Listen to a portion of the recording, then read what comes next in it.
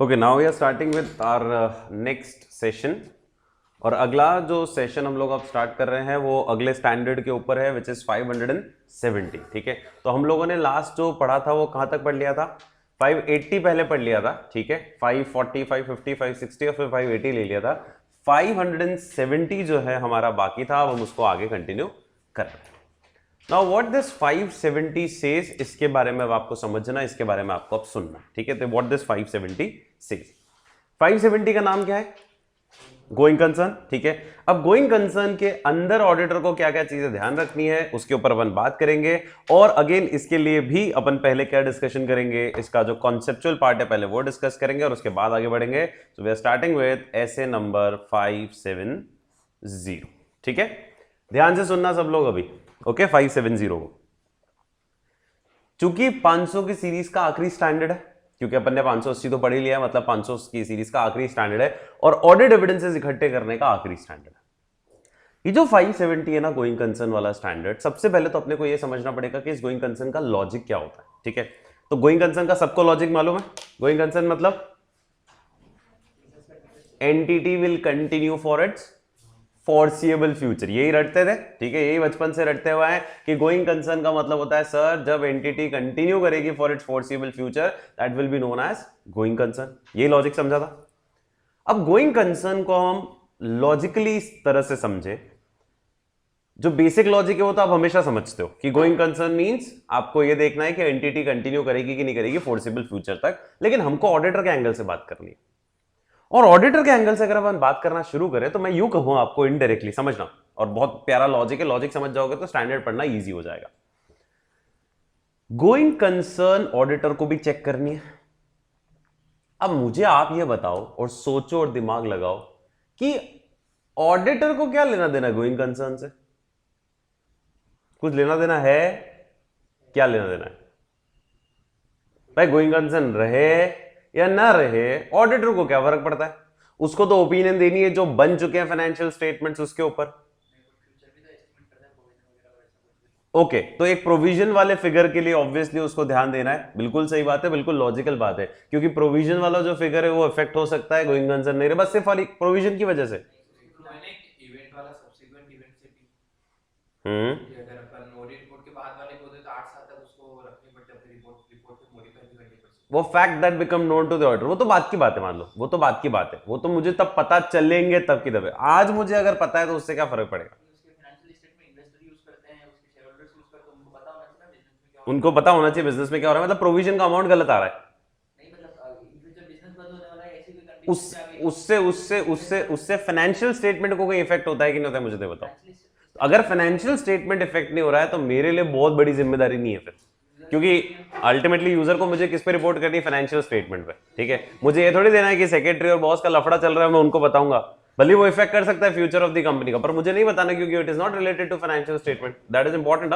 Auditor is always concern with the financial statement. शुरू से objective दिमाग में रखो, whether the financial statements are free from material misstatement, whether the financial statements are prepared as per FRF, whether he has to report on the financial statement। तो financial statement से अगर related है going concern तो मैं कहूंगा हाँ आप जो कह रहे हो वो सही कह रहे हो, लेकिन अभी आप खुद ही कह रहे हो सर फाइनेंशियल स्टेटमेंट से रिलेटेड नहीं है सारी गोइंग कंसर्न, तो फिर मेरे को कोई ज्यादा लेना देना नहीं। फाइनेंशियल स्टेटमेंट में जो वैल्यू आ रही है, हाँ अगर वो इसमें गलत हो रही है हाँ, वो गलत कैसे आ रही? मैंने भाई एक प्रोविजन का अमाउंट मान लिया कि सर गोइंग कंसर्न नहीं रहेगी तो प्रोविजन का अमाउंट चेंज हो जाएगा, बस सिर्फ प्रोविजन का अमाउंट चेंज होगा।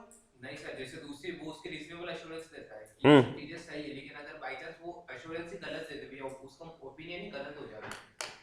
ओपिनियन तो अप टू द पीरियड होता है ना, तो अप टू द पीरियड में तो कोई दिक्कत ही नहीं, गोइंग कंसर्न तो आने वाले समय के लिए होती तो है। सर आने वाले टाइम में अगर बिजनेस बंद होता है तो हाँ, जो शेयर होल्डर के उसके जो क्रेडिटर है उसको पेमेंट तो इसी जो नेट एसेट आएगी उसी में से मिलेगा, और अगर नेट एसेट ही गलत आ रही है गलत क्यों आ रही है? तो अभी अप टू द की 31 मार्च जो क्लोज हो उसकी तो सही आ रही है ना भाई, आएगी तो आगे वाले समय में कम ना।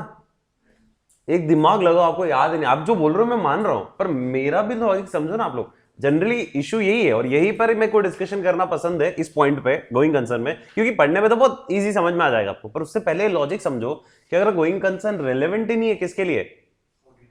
फाइनेंशियल स्टेटमेंट के लिए डायरेक्टली, तो फिर ऑडिटर क्यों इन्वॉल्व हो रहा है उसमें? एक अमाउंट मैंने मान लिया कि सर प्रोविजन का अमाउंट गलत हो सकता है, पर खाली प्रोविजन की वजह से आप इतना इन्वॉल्व हो गए? कैसे करेगा मुझे तो ये बताओ ना, मैं मान रहा हूँ करेगा, तभी तो पढ़ रहे हैं अपन, पर कैसे करेगा? मैं आपको एक चीज बता रहा हूं, अभी ईयर एंड हो रहा है 31 मार्च 2021, गोइंग कंसर्न एस्टिमेटेड होती है नेक्स्ट ईयर के लिए और उससे आने वाले साल, फोर्सिबल फ्यूचर के लिए। अब मान लो 22 में वो गोइंग कंसर्न नहीं रहेगी, मान लो, पर 31 मार्च 21 तक तो वो गोइंग कंसर्न है, ठीक है, और मुझे रिपोर्टिंग जो करनी है वो 31 मार्च 2021 की करनी है। हाँ, ये मुझे पता चला है कि फरवरी 2022 में जाके बंद हो सकती है, और मेरी रिपोर्ट तो मेरे को इस साल देनी है 21 के अंदर, और 31 मार्च क्लोजिंग की देनी है 21 में जो क्लोज हो रहा है। तो भाई मुझे, और हमेशा अपन पढ़ते आ रहे हैं, ऑडिटर की assurance is not concern with future viability of the entity and etcetera etcetera etcetera, ठीक है। तो मैं क्यों देख रहा हूं उसको? भाई मेरे जो फाइनेंशियल स्टेटमेंट मेरे सामने, जिसके लिए मेरी जिम्मेदारी है, वो तो सही है ना।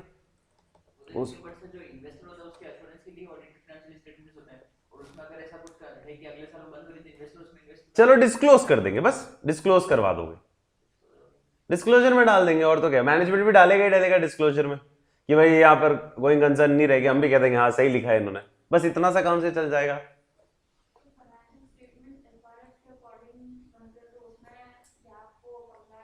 तो हो रहा है ना डिस्क्लोजर, मान लो करना हो तो कर लिया गोइंग कंसर्न का।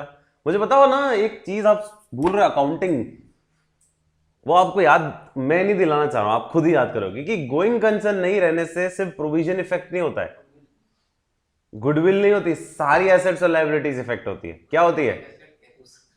कैसे इफेक्ट होती है मुझे बताओ। अगर गोइंग कंसर्न नहीं रहेगी 22 में, तो 31 मार्च क्लोजिंग जो 21 का होगा उसमें एसेट और लायबिलिटी की वैल्यू चेंज होगी, और क्या होगी पता है? एसेट किस पे आ जाएगी? एनआरवी पे आ जाएगी, सारी की सारी, सब रियलाइजेबल वैल्यू पे आ जाते हैं, कोई भी हिस्टोरिकल कॉस्ट पे नहीं चलता है अगर गोइंग कंसर्न नहीं रहती, याद आया? और लायबिलिटी भी सारी पेएबल पे आ जाती है, प्रोविजन वोविजन शून्य हो जाते हैं सब, ठीक है, क्योंकि अब प्रोविजन क्या, आपको पे ही करना है, अब तो बनाना नहीं है, ठीक है। तो यहां पर ये सबसे बड़ा इंपैक्ट होता है, गोइंग कंसर्न नहीं रहने से सारी एसेट किस पे आ जाती है? रियलाइजेबल पे। अब हिस्टोरिकल कॉस्ट पे कैरी करने का मतलब ही क्या? प्रोविजन, डेप्रिसिएशन साफ हो जाता है, सब किस पे आ जाती है? Realisable value. तो मतलब पूरी पिक्चर फाइनेंशियल स्टेटमेंट की इफेक्ट होने वाली है अगर गोइंग कंसर्न अगले साल नहीं रही, और रही तो इसीलिए सिर्फ प्रोविजन का अमाउंट नहीं चेंज हो रहा है, हर आइटम ऑफ फाइनेंशियल स्टेटमेंट पे इफेक्ट हो रहा है, और इसीलिए ऑडिटर को इन्वॉल्व होना जरूरी है कि 31 मार्च 2021 को जो क्लोज हो रही है ना, वो सब हिस्टोरिकल पे नहीं होनी चाहिए, वो सब किस पे होनी चाहिए? रियलाइजेबल पे होनी चाहिए, पेएबल पे होनी चाहिए, तो ही ये सही है। नहीं अगर इन्होंने हिस्टोरिकल पे दिखा रखी है अभी भी, तो एडवर्स ओपिनियन दे दो सीधे, क्योंकि भैया ये तो पूरी पिक्चर ही खराब है, ठीक है। तो यहां पर रोल आता है, अभी समझ में आया? गोइंग कंसर्न का इंपैक्ट फाइनेंशियल स्टेटमेंट पे 100% है, not only with respect to the provisions, with respect to each item of asset and liability. ये समझ में आई बात?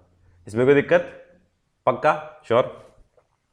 मैं पहले आपको कॉन्सेप्ट ही समझा रहा हूं पूरा, अभी अपन स्टैंडर्ड को तो रीड ही नहीं कर रहे हैं, लंबा स्टैंडर्ड है, अच्छा स्टैंडर्ड है, क्वेश्चन पूछने जैसा स्टैंडर्ड है। 570। सबसे पहला तो गोइंग कंसर्न, सबसे पहली पॉइंट मीनिंग बता दी मैंने आपको। Going concern means entity will continue for foreseeable future. ये फोर्सिबल फ्यूचर कितने साल होता है? तो बचपन से ये पढ़ते आ रहे हैं, जब से गोइंग कंसर्न की डेफिनेशन पढ़ी है 11-12 से। Going concern means that entity will continue for it's forcible future. या किसी और ने कोई डेफिनेशन इसके अलावा पढ़ी है? ये पढ़ी है, entity continue as a going concern with for a foreseeable future. Foreseeable future का क्या डेफिनेशन है?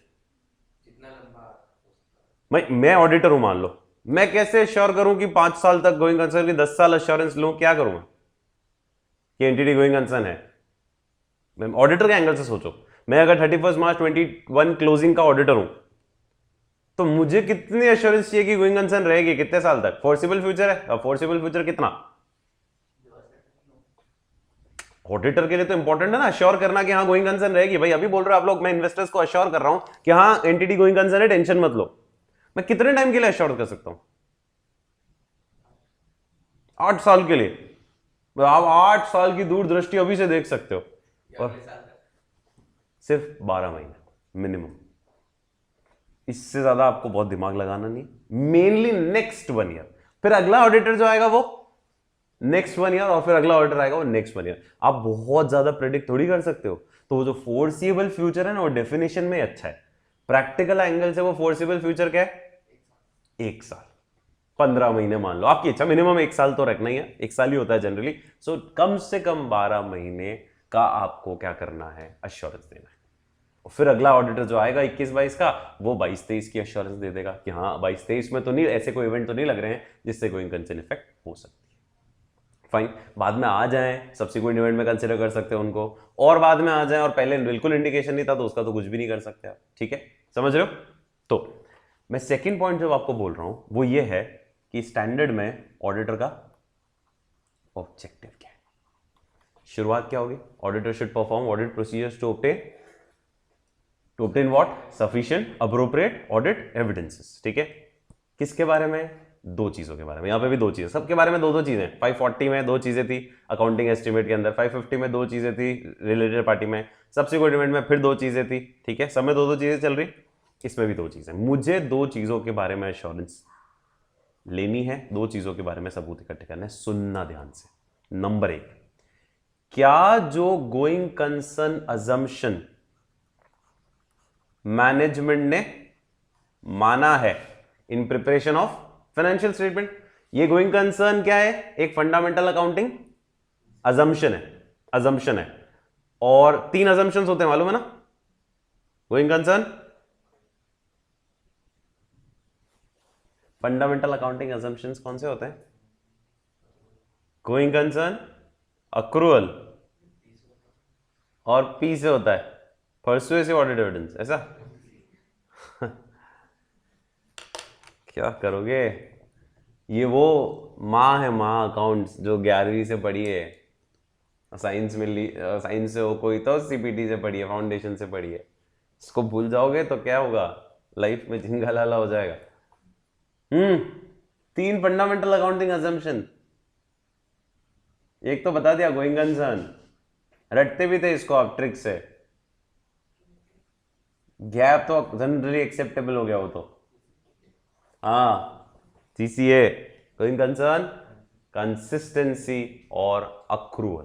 ठीक है, ये 3 हमारे फंडामेंटल अकाउंटिंग अजम्पशन होते हैं। अजम्पशंस का मतलब ये होता है कि इनको आपको फॉलो बाय डिफॉल्ट मान के किया जाता है, तो इनको डिस्क्लोज नहीं करना पड़ता है अपने को कि हम गोइंग कंसर्न फॉलो कर रहे हैं, हम अक्रूअल फॉलो कर रहे हैं, हम कंसिस्टेंसी नहीं करना पड़ता है। बाकी सारे अकाउंटिंग प्रिंसिपल डिस्क्लोज करने पड़ते हैं, इन तीनों को डिस्क्लोज नहीं करना है जब तक आप इनको कॉन्ट्रावेन नहीं कर रहे हो। गोइंग कंसर्न नहीं है तो डिस्क्लोज करना होता है, अक्रूअल नहीं है तो डिस्क्लोज करना होता है, कंसिस्टेंसी नहीं है तो डिस्क्लोज करना है, बाकी मान के चला जाता है। अजम्पशन है ना, मान रहे हैं कि आपने अकाउंट्स बनाते समय ये 3 चीजें तो फॉलो करी ही होती है, बाकी सब चीजें शो करनी पड़ती है। ठीक है, पी से जो प्रूडेंस आप सोच रहे थे वो नहीं है इसमें, है ना।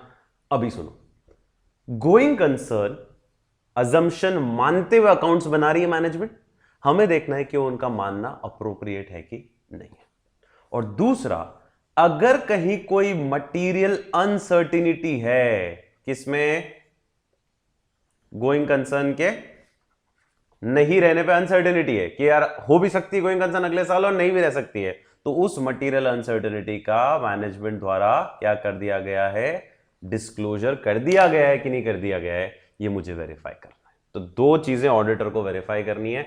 Number 1, the appropriateness of the use of going concern assumption which is used by the management in preparation of financial statement, number 1. Number 2, if there is any material uncertainty in the going concern, then that particular uncertainty needs to be disclosed by the management in the financial statement. वो उन्होंने किया है कि नहीं किया है, और ये चीज अब मेरी ऑडिट रिपोर्ट में भी आ जाती है। आजकल नया फॉर्मेट अगर आपने देखा ऑडिट रिपोर्ट का, तो जीसी पैराग्राफ नया आ गया, गोइंग कंसर्न पैराग्राफ, उसके अंदर भी अब आपको शो, पहले नहीं होता था, अभी गोइंग कंसर्न पैराग्राफ आ गया कि आपको वहां पर भी शो करना पड़ता है कि whether there is a material uncertainty. और जो क्वारा 2020 आया है उसमें भी आ गया है ये फंडा कि आपको गोइंग कंसर्न उसमें भी रिपोर्ट करनी पड़ेगी। अभी तक तो 2016 वर्जन में नहीं था, 2013 वर्जन में भी नहीं था, लेकिन उसमें भी आपको शो करनी पड़ेगी। ठीक है, तो मीनिंग समझ में आ गया, ऑब्जेक्टिव समझ में आ गया, पढ़ेंगे तो सही डिटेल में सारी चीजें। मैं आपको हिंट दे रहा हूं एक बार, क्या ब्रीफिंग है। ठीक है, सो ऑब्जेक्टिव क्या है, वापस बोलो। ऑडिटर को क्या इकट्ठा करना है, sufficient appropriate evidences regarding 2 things. Number 1, whether the going concern assumption used by the management in preparation of financial statement is appropriate. Second, if there is any material uncertainty regarding going concern, तो उसको भी आपको disclose करना होगा, ठीक है। अब आपसे ये सवाल आता है कि सर मुझे कैसे पता चलेगा, आपका भी वही सवाल है और इसलिए मेरा भी वही सवाल है, सर मुझे कैसे पता चलेगा कि इस एंटिटी में गोइंग कंसर्न रह रही है कि नहीं रह रही है, मैं तो ऑडिट कर रहा हूं। तो एक तीसरा फंडा, there will be some indicators, कुछ इंडिकेटर्स मिलेंगे आपको जो आपके दिमाग में शक पैदा करेंगे, सस्पिशन पैदा करेंगे, और फिर आपको आगे क्या करना मैं बताऊंगा अगर इंडिकेटर मिलते हैं। प्रैक्टिकली भी इंपॉर्टेंट है ये चीज, ठीक है। इंडिकेटर को 3 टुकड़ों में बांट रखा है। पहला इंडिकेटर है फाइनेंशियल इंडिकेटर, दूसरा indicator is operating indicator, and तीसरा indicator is other indicators. Financial indicator जैसे ये अपने ईएमआई नहीं पे कर पा रहे, इंटरेस्ट या प्रिंसिपल नहीं पे नहीं कर पा रहे हैं लोन का, इनकी वर्किंग कैपिटल नेगेटिव हो गई है, ये किसी डेट के अग्रीमेंट को पूरा फुलफिल नहीं कर पा रहे, इनकी डेट इक्विटी रेशियो देख लो आप, ये इंडिकेशन है फाइनेंशियल। ऑपरेटिंग इंडिकेटर्स क्या हो सकते हैं, लेबर की शॉर्टेज है इनके पास, सप्लायर ने इनको माल देने से मना कर दिया, या सप्लायर ने बोला भैया मैं कैश पे दूंगा क्रेडिट पे नहीं दूंगा, तो ये ऑपरेटिंग इंडिकेटर है। अदर इंडिकेटर्स क्या हो सकते हैं, कोई तबाही हो गई, बाढ़ आ गई, भूकंप आ गया और इन्होंने क्या नहीं ले रखा था, इंश्योरेंस नहीं ले रखा था, तो एक इंडिकेटर है। लॉ एंड रेगुलेशन या सरकारी पॉलिसी इनके प्रोडक्ट के खिलाफ शुरू हो गई, मतलब ऐसा कुछ देश में माहौल हुआ कि इस प्रोडक्ट को बैन करना चाहिए, तो सरकार ने टैक्सेस और वो सब लगाने उस पर बहुत ज्यादा अत्यधिक शुरू कर दिए, तो ये हालत खराब हो सकती है इस एंटिटी की। सो ये एग्जाम्पल्स हैं इंडिकेटर्स। और जैसे ही इंडिकेटर नजर आए ऑडिटर को, जब वो ऑडिट कर रहा था 2021 की, है ना, जैसे ही इंडिकेटर नजर आए ऑडिटर को आगे क्या करना है, आगे की कहानी और इंपॉर्टेंट है। फोर्थ, इसके अंदर सब पॉइंट्स है बहुत सारे। जैसे ही इंडिकेटर नजर आए, एक बेसिक ऑडिटर को, ऑडिटर की क्या रिस्पॉन्सिबिलिटी बनती है, तो ऑडिट रिस्पॉन्सिबिलिटी क्या बनेगी इस इंडिकेटर्स के बाद, वो मैं आपको समझा रहा हूं, और सुनना बहुत ईजी है, ठीक है। लॉजिक समझाने की कोशिश कर रहा हूं, लॉजिक के साथ साथ आपको समझना ही है, ठीक है। ऑडिटर की क्या रिस्पॉन्सिबिलिटी बनेगी, देखो, और ये है भी लॉजिकल, तो इसलिए सुनते जाना, फिर एक साथ पढ़ेंगे जब भी आएगी। ये प्राइमरी जिम्मेदारी किसकी असेस करना कि गोइंग कंसर्न रहेगी कि नहीं रहेगी, मैनेजमेंट की। तो जैसे ही मुझे इंडिकेटर नजर आए, मैं मैनेजमेंट को बोलूंगा, ओ भाई, ओ management, whether you have assessed और not the entity's ability to continue as a going concern, भाई तूने असेस किया कि नहीं किया, मेरे को इंडिकेटर नजर आ रहा है, तूने असेस किया है कि नहीं किया है।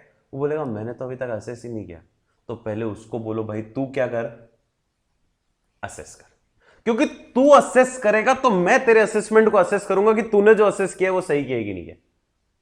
भाई मैं अलग से कहां जाके देखने बैठूंगा, I will assess the assessment done by the management.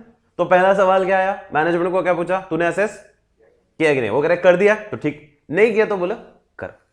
अच्छा उसने कर दिया मान लो, तो जितने पीरियड का उसने असेसमेंट किया ना, आप भी उतने ही पीरियड का क्या करना, रीअसेसमेंट करना। जनरली उसने कितने पीरियड का किया होगा असेसमेंट, नेक्स्ट 12 मंथ्स का।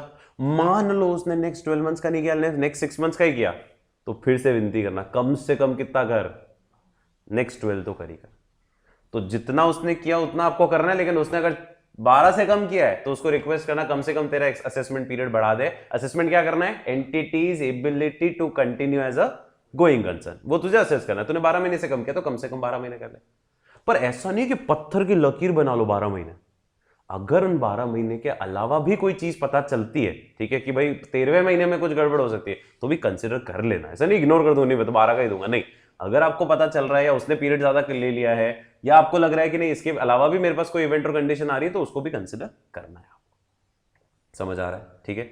फिर अपनी तरफ से अपने को ऑडिट प्रोसीजर लगाने, ठीक है, सारे सबूत इकट्ठे करने, और फिर कंक्लूड करना है कि गोइंग कंसर्न अप्रोप्रिएट है कि नहीं। समझ आई बात, क्लियर। तो अभी और बाकी है पॉइंट्स, ठीक है, एक ऑडिट प्रोसीजर का अलग से पॉइंट है, एक कंक्लूजन इसका बहुत इंपॉर्टेंट है, वो बाकी है। पर मैं एक बार यहां तक आपको कवर करा रहा हूं, ताकि यहां तक कॉन्सेप्ट क्लियर होगा तो कंक्लूजन पार्ट इजी हो जाएगा आपको समझना, क्योंकि वो भी बहुत ज्यादा इंटरेस्टिंग है, ठीक है। यहां तक समझ में आया, पक्का पॉइंट, ठीक है, कोई दिक्कत नहीं यहां तक में। ले लूं उसमें आ जाऊं पॉइंट पे, चलो। So I'm starting with the theoretical portion of going concern. The first point is definition. Going concern assumption क्या होती है? It's a fundamental principle या assumption लिखा हुआ है वैसे भी. It's a fundamental accounting assumption in the preparation of financial statement, and according to it, an enterprise is viewed as going concern that is continuing operation for the foreseeable future. Definition में तो हमेशा foreseeable future ही लिखा होता है, ठीक है? जो सबसे पहला टॉपिक है हमारा वो ये है ऑब्जेक्टिव. ऑडिटर को क्या करना है? नंबर 1, उसको क्या इवेल्युएट करनी है? क्या बताया था? Appropriateness. He has to evaluate the appropriateness of the management's use of going concern assumption in the preparation of financial statement. And secondly, उसको ये देखना है, कंक्लूड करना है कि कहीं कोई material uncertainty तो नहीं है about the entity's ability to continue as a going concern that needs to be disclosed in the financial statement. कहीं कोई ऐसी material uncertainty तो नहीं है रिगार्डिंग एंटिटीज एबिलिटी. ये लैंग्वेज ध्यान रखना है ना, सिंपल मत लिखना गोइंग कंसर्न, ये पूरी लाइन हमेशा चलेगी. About the entity's ability to continue as a going concern. अगर कोई मटेरियल अनसर्टेनिटी है that needs to be disclosed in the financial statement, तो वो डिस्क्लोज हुई है कि नहीं. Simple, clear, okay. अच्छा, एक स्पेशल पॉइंटर में ऑडिटर की क्या जिम्मेदारी होगी? He should plan his audit and determine the nature and extent of audit procedure in such a manner that any event or condition indicating risk of going concern. ठीक है, देखो अगली line. When planning and performing the audit procedures and then in evaluating the results, सारी stage आ गई. Plan, perform and results evaluation, सब जगह auditor should perform further audit procedure जहां पर अगर उसको ऐसे इवेंट और कंडीशन आइडेंटिफाई होते हैं that cast a significant doubt on the entity's ability to continue as a going concern. इसकी जगह अपना एसपीबी यूज कर सकते हो, ठीक है, ऑडिटर की रिस्पॉन्सिबिलिटी वाला. ये कहीं बीच में सेट करने के लिए, ठीक है. इसकी जगह एसपीबी आ सकता है कि अगर कोई भी ऐसी कोई कंडीशन या डाउट मिलता है तो आपको क्या करना है, आपको नेचर टाइम एक्सटेंट उसके अकॉर्डिंगली डिसाइड करना है, ठीक है, ताकि आप उसको आइडेंटिफाई करके असेस करके रिस्पॉन्ड कर सको. अब ये आ गया अगला क्वेश्चन, कौन सा? इंडिकेटर्स. कि इंडिकेटर्स फाइनेंशियल स्टेटमेंट से भी आ सकते हैं, ऑपरेशनल एक्टिविटी भी से आ सकते हैं और अदर सोर्सेज से भी आ सकते हैं. इंडिकेटर्स कौन कौन से? 3 है. पहला indicator financial indicator, next page पे देखो, की फाइनेंशियल रेशियोज माइनस में आ रही है. की फाइनेंशियल रेशियोज जैसे डेट इक्विटी रेशियो, मैंने एग्जांपल दे दिया आपको, ठीक है. कंटिन्यूअस लॉसेस हो रहे हैं, इंटरेस्ट और प्रिंसिपल नहीं चुका पा रहा है, डिविडेंड नहीं दे पा रहे, अब टर्म्स ऑफ लोन अग्रीमेंट को कंप्लाई नहीं कर रहे, credit to cash on delivery पे आ गया कौन? सप्लायर हमारा, ठीक है. तो ये भी एक तरह से फाइनेंशियल इंडिकेटर ही है. ऑपरेशनल इंडिकेटर में देख लो कि मैनेजमेंट ने अपना इंटेंशन एक बार दिखा दिया है कि वो आने वाले समय में क्या करने वाला है, कंपनी को लिक्विडेट. लेबर की शॉर्टेज है, सप्लायर शॉर्टेज है, कोई बहुत बड़ा कॉम्पिटिटर मार्केट में आ गया, या फिर कोई मेजर कॉम्पिटिटर है उसको लॉसेस होने शुरू हो गए, तो हमारी क्या वैल्यू है फिर, ठीक है. जब उसको लॉसेस शुरू हो गए, जो बड़ा कॉम्पिटिटर है, तो फिर हमारे हालत भी टाइट हो सकती है. तो ये operational indicator. And other indicators में मैंने क्या बताया? लॉ का नॉन कंप्लायंस आपने किया कोई तो बंद हो सकते हैं, वाइंडिंग अप ऑर्डर आ सकता है. कैटास्ट्रॉफ मतलब वही तबाही कोई आ गई और आपने इंश्योरेंस नहीं करा रखा था, अनइंश्योर्ड कैटास्ट्रॉफ. सरकारी पॉलिसी चेंज हो गई और वो एडवर्सली इफेक्ट कर रही है आपकी एंटिटी को. These are all other indicators. So जैसे इंडिकेटर नजर आएंगे, मेरे को क्या करना है, मेरी रिस्पॉन्सिबिलिटी क्या है, वो आगे वाले पैराग्राफ में. ये वाला पैराग्राफ अभी छोड़ दो, ठीक है, इसको बाद में डिस्कस करेंगे. Audit procedure that are relevant to the requirement stated above, इसको छोड़ के अगले वाले पैराग्राफ पे आ जाओ, ठीक है. वो मस्त पैराग्राफ है, इसको ध्यान से देखना. तो मुझे ऐसे इवेंट और कंडीशन नजर आ गए that is casting significant doubt on the entity's ability to continue as a going concern. तो मुझे क्या करना है, देखो, if events or condition has been identified that may cast a significant doubt on the entity's ability to continue as a going concern, auditor को sufficient appropriate evidence इकट्ठे करने to determine कि कहीं कोई material uncertainty तो नहीं है. और वो कैसे determine करेगा? by performing the following procedures. पहला क्या है? अगर मैनेजमेंट ने अभी तक परफॉर्म या असेसमेंट नहीं किया है, so पहला point, where the management has not yet performed an assessment of the entity's ability to continue as a going concern, आप रिक्वेस्ट करोगे मैनेजमेंट को to make its assessment. पहला पॉइंट, ठीक है, सिंपल. दूसरा, जहां पर मैनेजमेंट ने असेसमेंट कर लिया है तो मेरे को भी उतना ही पीरियड का वापस रीअसेसमेंट करना है. First point, evaluate management assessment of the entity's ability to continue as a going concern and shall cover the same time period as that used by the management to make its assessment. मुझे भी उतने period का reassessment करना है, लेकिन अगर management ने कितने महीने से कम कवर कर रखा है, less than 12 months from the date of financial statement, तो auditor should request the management to कम से कम एक्सटेंड कर दो assessment period to at least 12 months.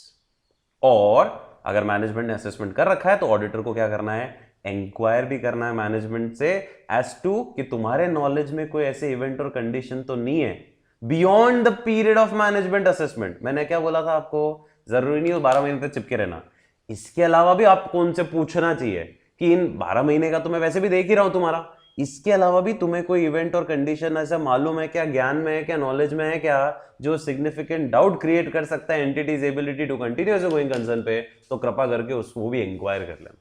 मतलब समझ में आया ना, दोनों सिंपल है ना. अभी पॉइंट पहला क्या था, नहीं किया उन्होंने तो आप रिक्वेस्ट करो, बहुत सिस्टमैटिक तरीके से याद करना है. और लैंग्वेज देखो कुछ नहीं है, एक वो लाइन ना एंटिटीज एबिलिटी टू कंटिन्यू, वो लंबी खींची, बाकी तो शॉर्ट लॉजिक समझ में आता है, वो लंबी खींची तो लाइन भी लंबी हो जाती है ऑटोमेटिकली, बार बार वही लाइन यूज कर रहा है वो. ठीक है, तो पहला पॉइंट, मैनेजमेंट ने अगर अभी तक असेसमेंट नहीं किया है regarding entity's ability to continue as a going concern का, तो आप रिक्वेस्ट करो मैनेजमेंट को कि काइंडली मेक एन असेसमेंट. और अगर उन्होंने कर लिया है तो आपको भी उतना ही पीरियड का असेसमेंट करना है. अगर उन्होंने 12 महीने से कम किया है तो रिक्वेस्ट करनी कि कम से कम 12 महीने करो, और ये चिपके मत रहना इस टाइम पीरियड से. इसके अलावा आपको उनसे पूछना है, इंक्वायरी करनी है कि आपकी नॉलेज में ऐसे कोई इवेंट और कंडीशन है क्या जो सिग्निफिकेंट डाउट क्रिएट कर रहे हैं entity's ability to continue as a going concern पे beyond this assessment period also, तो वो आप मुझे बता दो. क्लियर? अब सुनो मेरी बात, सी और डी पॉइंट. आपको इंडिकेटर नजर आए, आपने मैनेजमेंट से बात करी, उन्होंने असेसमेंट किया, आप वापस रीअसेस कर रहे हो वो हिस्सा, ठीक है, जो उन्होंने असेस कर लिया. अब आप मैनेजमेंट से बोलोगे भैया हालत टाइट है, बंद होने वाले हो, सारी एसेट और लायबिलिटी को किस पे ले आओ, बोलेंगे नहीं ला रहे. मैंने कहा क्यों, बोले हम ये सब क्या कर लेंगे, सुधार लेंगे, टेंशन मतलब बंद नहीं होने देंगे. तो मैंने पूछा ये कैसे कैसे तुम सोच रहे हो कि तुम सुधार लोगे सिचुएशन को, तो उन्होंने मुझे प्लान ऑफ एक्शन, एक फ्यूचर प्लान ऑफ एक्शन बना के दिया. देंगे वो मुझे कि देखो सर हम ऐसा ऐसा करेंगे, ये लोन हमारे बैंक से बात हो गई है, ये हमको लोन दे देगा अगले साल, इससे हम ये एसेट बेच देंगे या कुछ एसेट बेच के पैसा आ जाएगा, और ये वो जो भी वो बताना चाह रहे. आप उनका वो प्लान ऑफ एक्शन इवैल्यूएट करो और देखो कि क्या उस प्लान के आउटकम से सिचुएशन इंप्रूव हो जाएगी.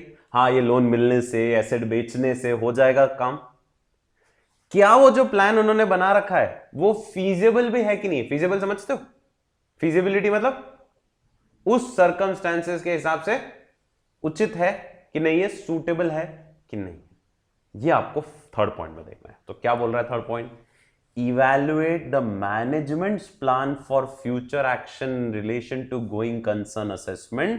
और उसमें आपको दो चीजें देखनी है, क्या इस प्लान के आउटकम से सिचुएशन इंप्रूव हो जाएगी, और दूसरा क्या ये जो प्लान है ये फीजिबल है कि नहीं है. दो चीज, आउटकम देखना है इसका कि आउटकम इसका आपको लग रहा है कि हाँ इससे सुधर जाएगी सिचुएशन, और क्या ये प्लान फीजिबल है कि नहीं है करंट परिस्थितियों के हिसाब से, ये आपको वेरीफाई करना.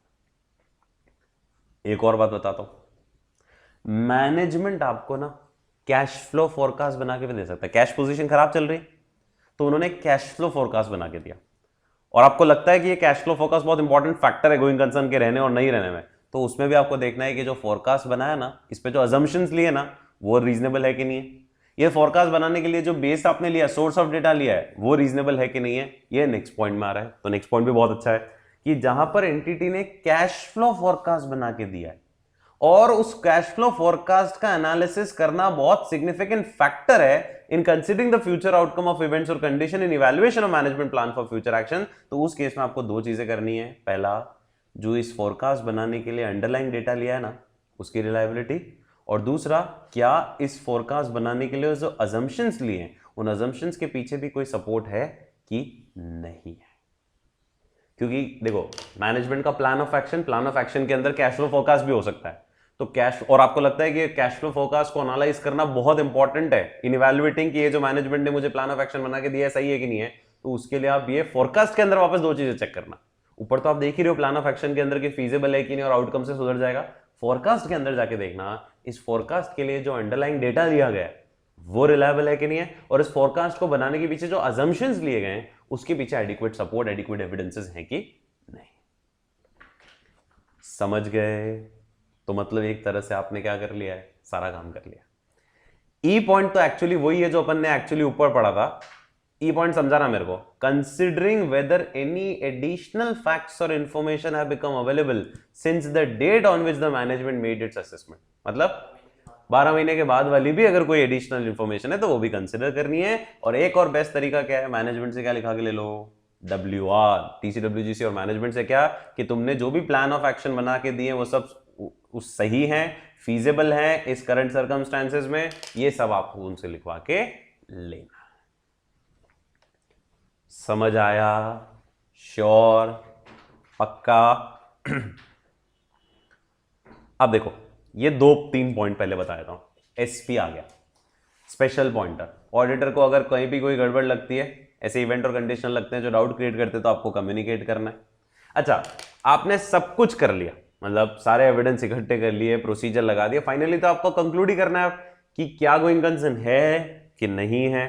तो next paragraph, after procedure considered necessary have been carried out, after all the information required has been obtained, after the effect of plan of management and other mitigating factors जो management ने बताए वो सब consider कर लिए है, उसके बाद ऑडिटर को डिसाइड करना है whether the question raised regarding going concern has been solved or not, and on the basis of his judgment and audit evidences वो accordingly रिपोर्ट करेगा। अब रिपोर्ट कैसे करेगा उसके लिए मैंने ये दोनों पैराग्राफ दिए, इसको मैं चार्ट में भी आपको समझाऊंगा, ठीक है, कि रिपोर्टिंग कैसे करनी। बस एक कंक्लूडिंग लाइन बता रहा है क्या कि मैंने सारे प्रोसीजर लगा लिए, मैं जो भी सबूत इकट्ठे कर सकता था कर लिए, मेरे को जो भी मैनेजमेंट के प्लान ऑफ एक्शन देखने थे, उन्होंने जो मिटिगेटिंग फैक्टर की हम इस रिस्क को मिटिगेट करने के लिए ऐसा करे वो सब कंसिडर कर लिया। उसके बाद मुझे डिसाइड करना है मेरी जजमेंट पे कि अब ये जो गोइंग कंसर्न वाला जो क्वेश्चन है वो सेटिस्फैक्टरी रिजॉल्व हो गया है नहीं हुआ है, उसके अकॉर्डिंगली रिपोर्ट करना है। और फिर रिपोर्टिंग कैसे करेंगे वो बता दूंगा। बीच में ये पैराग्राफ एक्चुअली अभी बीच में एक लाइन ऐड हुई थी इसलिए मैंने डाला, बाकी है कुछ नहीं, दम नहीं है, ये लाइन पढ़ लो। ये गोइंग कंसर्न से थोड़ा सा रिलेटेड है बट डायरेक्टली नहीं है। अगर आपको ऑडिट के दौरान नजर आ रहा है कि there is a significant delay in the approval of financial statement, मतलब मैनेजमेंट फाइनेंशियल स्टेटमेंट क्या नहीं कर रहा है, अप्रूव नहीं कर रहा है। बन तो गए, बनाता कौन है, अकाउंटेंट, लेकिन अप्रूवल होने के बाद ही ऑडिटर ऑडिट कर पाएगा उसकी। तो 31 मार्च के बाद अप्रैल में मीटिंग होती है नॉर्मली BOD की, है ना, और वो अप्रूव करते हैं। इस केस में क्या हो रहा है, डिले हो रहा है in the approval of financial statement by management और by TCWG after the date of financial statement. तो ऑडिटर को इंक्वायरी करनी कि क्या रीजन है इस डिले का, and if the auditor believes that ये डिले जो है ना could be related to any event or condition relating to going concern assessment, तो फिर ऑडिटर को एडिशनल ऑडिट प्रोसीजर लगाने हैं, एज वेल एज ऑडिटर को कंसिडर करना है the effect on the auditors conclusion regarding the existence of any material uncertainty. मतलब ये एक इंडिकेटर और हो गया जो अभी लेटेस्ट केस में आया था कि अगर कहीं कोई क्या नजर आ रहा है, डिले किसके अंदर, इन the approval of financial statement, तो आपको उसके पीछे कारण पता करना है। और अगर आप कारण पता कर रहे हो उस समय आपको लग रहा है कि ये जो मेन कारण इसके पीछे ये है कि यहाँ पर गोइंग कंसर्न नहीं रहेगी, तो आपको फिर उस पर्टिकुलर डिले का भी अपने ऑडिट के ऊपर इंपैक्ट देखना है, प्लस आपको देखना है कि कहीं कोई मटेरियल अनसर्टेनिटी तो नहीं है जिसकी वजह से डिले कर रहा है। तो फिर उस केस में आपको रिपोर्ट में वो चीज़ कंसिडर करनी पड़ सकती है, ठीक है, क्योंकि सब्सिक्वेंट इवेंट में आई जाएगी। डन।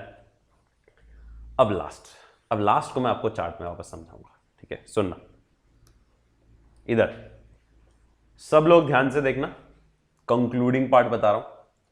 देखो सिचुएशंस कितनी है, पहली, दूसरी और तीसरी, 3 सिचुएशंस बता रहा हूं। पहली, going concern assumption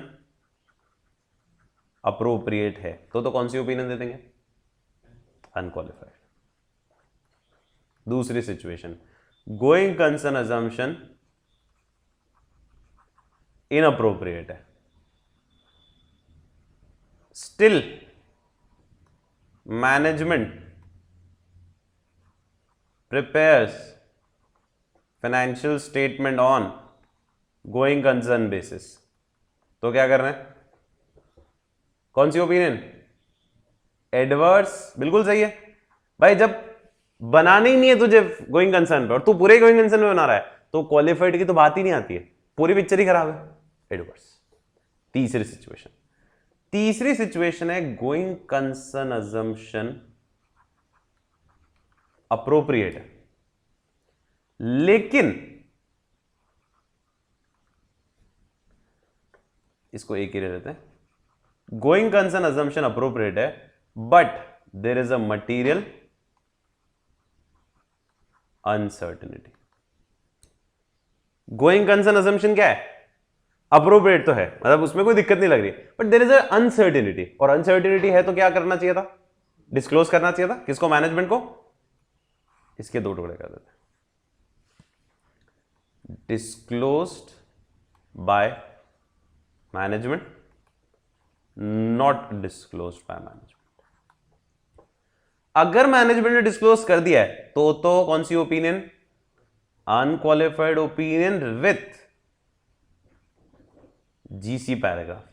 audit report में गोइंग कंसर्न पैराग्राफ है, वहां आपको डिस्क्लोज करना पड़ता है बस, बाकी ओपिनियन अनक्वालिफाइड आ रही है। और अगर डिस्क्लोज ही नहीं किया मैनेजमेंट ने तो फिर क्वालिफाइड या adverse, depending upon the situation.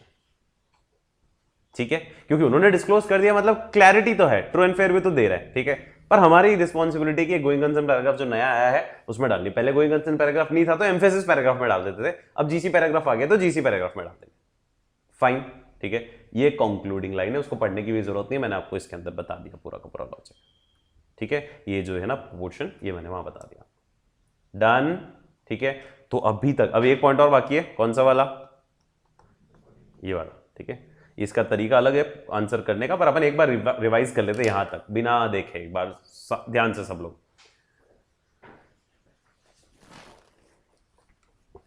ये जो मैंने आपको बताया ये वाला पॉइंट कौन सा है? ओपिनियन वाला। ठीक है, गोइंग कंसर्न क्या होता है? The entity will continue for foreseeable future, that is known as going concern. Objective क्या है? दो चीजें देखनी है, evaluate the appropriateness of the management's use of going concern assumption in the preparation of financial statement, and secondly to conclude whether there is any material uncertainty that needs to be disclosed in the financial statement, या material uncertainty relating to entity's ability to continue as a going concern, थोड़ा लंबा खींचना है तो that needs to be disclosed in the financial statement. For this, auditor should plan his audit and determine the nature, time, extent, वो line आ जाएगी। फिर कैसे indicators मिलेंगे? तो फाइनेंशियल मिल सकता है, ऑपरेटिंग मिल सकता है और अदर इंडिकेटर। जैसे ही ऐसे कोई सिग्निफिकेंट डाउट क्रिएट होता है, ऑडिटर को क्या लगाने प्रोसीजर्स, क्या क्या। अगर मैनेजमेंट ने अभी तक असेसमेंट नहीं किया तो उनको रिक्वेस्ट करने के लिए, कर लिया है तो तीन बातें। पहली, आपको उतने पीरियड का रीअसेसमेंट करना है, 12 महीने से कम किया तो 12 महीने का करना है, उनको बोलना है कि कम से कम 12 महीने का करो, और जितने पीरियड का कर लिया उसके अलावा भी कोई नॉलेज है इवेंट्स और कंडीशन की जो डाउट क्रिएट करे तो वो भी आपको उनसे इंक्वायर करना। फिर अगर कोई प्लान ऑफ एक्शन उन्होंने बनाया तो दो चीज़ देखनी है, आउटकम ऑफ द प्लान से सिचुएशन इंप्रूव हो जाएगी क्या, और क्या ये प्लान फीजिबल है कि नहीं सर्कमस्टांसेस में। फिर अगला पॉइंट, कैश फ्लो फोरकास्ट अगर बनाया, वो बहुत इंपॉर्टेंट फैक्टर है आपके लिए एनालिसिस करने के लिए, क्योंकि वो आपको मदद करेगा डिसाइड करने में कि प्लान ऑफ एक्शन सही है कि नहीं है। तो उसमें दो चीज़ें कि जो फोरकास्ट बनाया उसके लिए अंडरलाइन डेटा जो लिया है वो रिलायबल है कि नहीं है, और जो फोरकास्ट बनाया उसके लिए जो अजम्पशंस लिए हैं वो उसके लिए एडिक्वेट सपोर्ट है कि नहीं। फिर कोई एडिशनल डेटा और इन्फॉर्मेशन इसके बाद में मिलता है तो कंसिडर करनी है, और मैनेजमेंट से WR लिखवा के लेना है। और कंक्लूजन पार्ट मैंने आपको बताई दिया। अब बीच वाला जो एक क्वेश्चन बचा है, फिर मैं आपको चार्ट के लिए टाइम दे दूंगा, ओपिनियन वाला चार्ट तो एटलीस्ट बना ही लेना आप लोग। ठीक है, ये वाला क्वेश्चन ना प्रैक्टिकल क्वेश्चन है, क्योंकि देखो ये वाली जो लाइन पढ़ी ना अपन ने, ये वाली ऑडिटर रिस्पॉन्सिबिलिटी, ये भी एक तरह से प्रोसीजर ही है कि जैसे ही उसको सिग्निफिकेंट डाउट क्रिएट होता है उसके बाद उसको प्रोसीजर क्या लगाना है। ये वाले प्रोसीजर कौन से? डाउट क्रिएट होने के बाद वाले प्रोसीजर, कि भाई मेरे को इंडिकेटर नजर आ गए, अब मुझे क्या प्रोसीजर लगाना है। और ये वाले जो प्रोसीजर्स हैं ये उस डाउट को क्रिएट करवाने के लिए भी हो सकते हैं। मतलब ये एक तरह से प्रैक्टिकल पॉइंट्स हैं कि आप फाइनेंशियल स्टेटमेंट में घुस के क्या देखोगे, और वो थे एक जनरल आपकी ओवरऑल प्रोसीजरल रिस्पॉन्सिबिलिटी क्या होगी। तो इसमें देखो आप क्या लिखा हुआ है, audit procedure that are relevant to the requirement as stated. मतलब वही बात है कि इंडिकेटर पकड़ने के लिए आप क्या करोगे, और उसमें है इंडिकेटर मिल जाने के बाद आप क्या करोगे। अब इंडिकेटर पकड़ने के लिए आप क्या करने वाले हो, या इंडिकेटर मिल गए आपको, ठीक है, या उनसे बात करिए आपने मैनेजमेंट से, उन्होंने आपको कुछ बना के दिया कि देखो हमारी पोजीशन ऐसी ऐसी है, तो उस केस में आप क्या करना है। देखो है सिंपल है, ये सब्सिक्वेंट इवेंट वाले टॉपिक्स ही हैं कि कहीं मुझे ऐसी कोई घटना तो नजर नहीं आ रही है जो डाउट क्रिएट कर रही है किसके ऊपर, गोइंग कंसर्न के ऊपर। जैसा पहला, पहला तो सिंपल डायरेक्ट पॉइंट है, उनके साथ बैठ के उनके कैश फ्लो, प्रॉफिट और अदर फोरकास्ट एक बार डिस्कस कर लो। उनके साथ लेटेस्ट इंटरिम फाइनेंशियल स्टेटमेंट, क्योंकि आप तो वही मौजूद हो ना, तो जून के फाइनेंशियल स्टेटमेंट आगे होंगे, इससे शक्ल पता चल जाएगी कि लॉस में जा रही है कि आगे लॉसेस हो रहे हैं कि नहीं हो रहे, सुधर रही कि नहीं सुधर रही। फिर उन्होंने जो लोन और डिवेंचर के अग्रीमेंट कर रखे हैं वो टर्म्स देख लो, कहीं ब्रीच तो नहीं करी। फिर मिनट्स, सारे वही पॉइंट है, देखो सब्सिक्वेंट इवेंट वाले minutes of the meetings of share holders, TCWG और भी कोई कमिटीज अगर हैं उनकी मीटिंग अगर कोई हुई है, खासकर with reference to financial difficulties से रिलेटेड कोई डिस्कशन हुआ है उसमें। फिर एनटीटी के लीगल काउंसलर से बात कर रहे हो, कोई लिटिगेशन क्लेम तो नहीं है, ठीक है। फिर अगला छोड़ दो, फिर उससे अगला आ जाओ, एनटीटी क्या कर रही है, अनफिल्ड कस्टमर ऑर्डर्स को पूरा करने के लिए कोई प्लान बना रही है क्या, भाई वो फुलफिल नहीं कर पा रही है कस्टमर के ऑर्डर, उसको सुधारने के लिए क्या कर रही है। फिर अगला तो सीधा ही है, सब्सिक्वेंट इवेंट्स देख लो कि कहीं कोई ऐसे इवेंट्स तो नहीं दिख रहे हैं आपको। फिर अगर कोई बोरोइंग करने वाली है कंपनी बाहर से, मैंने बोला ना आने वाले समय में कंपनी कह रही है हम बोरो कर लेंगे पैसा, तो ऐसी बोरोइंग की एग्जिस्टेंस, टर्म्स और एडिक्वेसी। फिर कोई legal action, regulatory action, SEBI ने कोई एक्शन लिया कंपनी के खिलाफ या लेने वाली है। और फिर आने वाले समय में क्या आप अपनी एसेट डिस्पोज करके भी आपको सपोर्ट मिल जाएगा कि नहीं मिल जाएगा, मतलब पैसा निकल जाएगा कि निकल जाएगा जब आप एसेट बेचने की सोच रहे हो, उससे पैसा रिकवर करने की सोच रहे हो। तो ये वाली जो कहानी है ना, ओवरऑल कहानी है, और ये प्रैक्टिकल टू द पॉइंट किस पे बात कर रहा है, ये फाइनेंशियल स्टेटमेंट को बचाने के लिए बात कर रहा है, जबकि वो रिस्पॉन्सिबिलिटी एक जनरल रिस्पॉन्सिबिलिटी थी, जनरल ऑडिट प्रोसीजर्स थे, ठीक है। और वो स्पेसिफिकली कब लगाने, जब हो जाएगा, ये लगाने ड्यूरिंग भी, बिफोर भी, सबका मिक्स करके आंसर दे रखा है।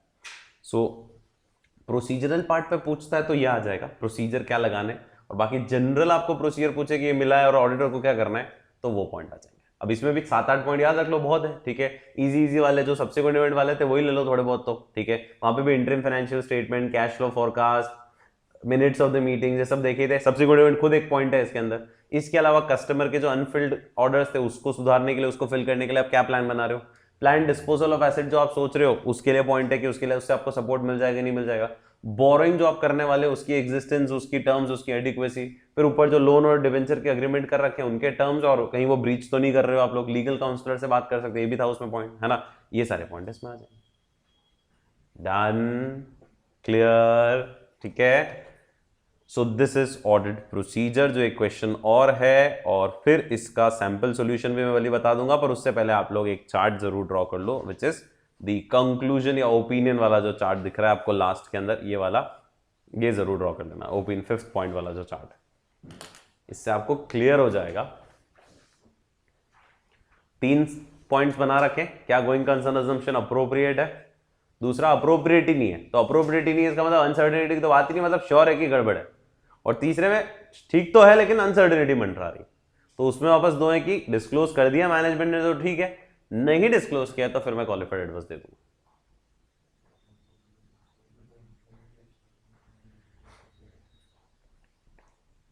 लिख लो एक बार।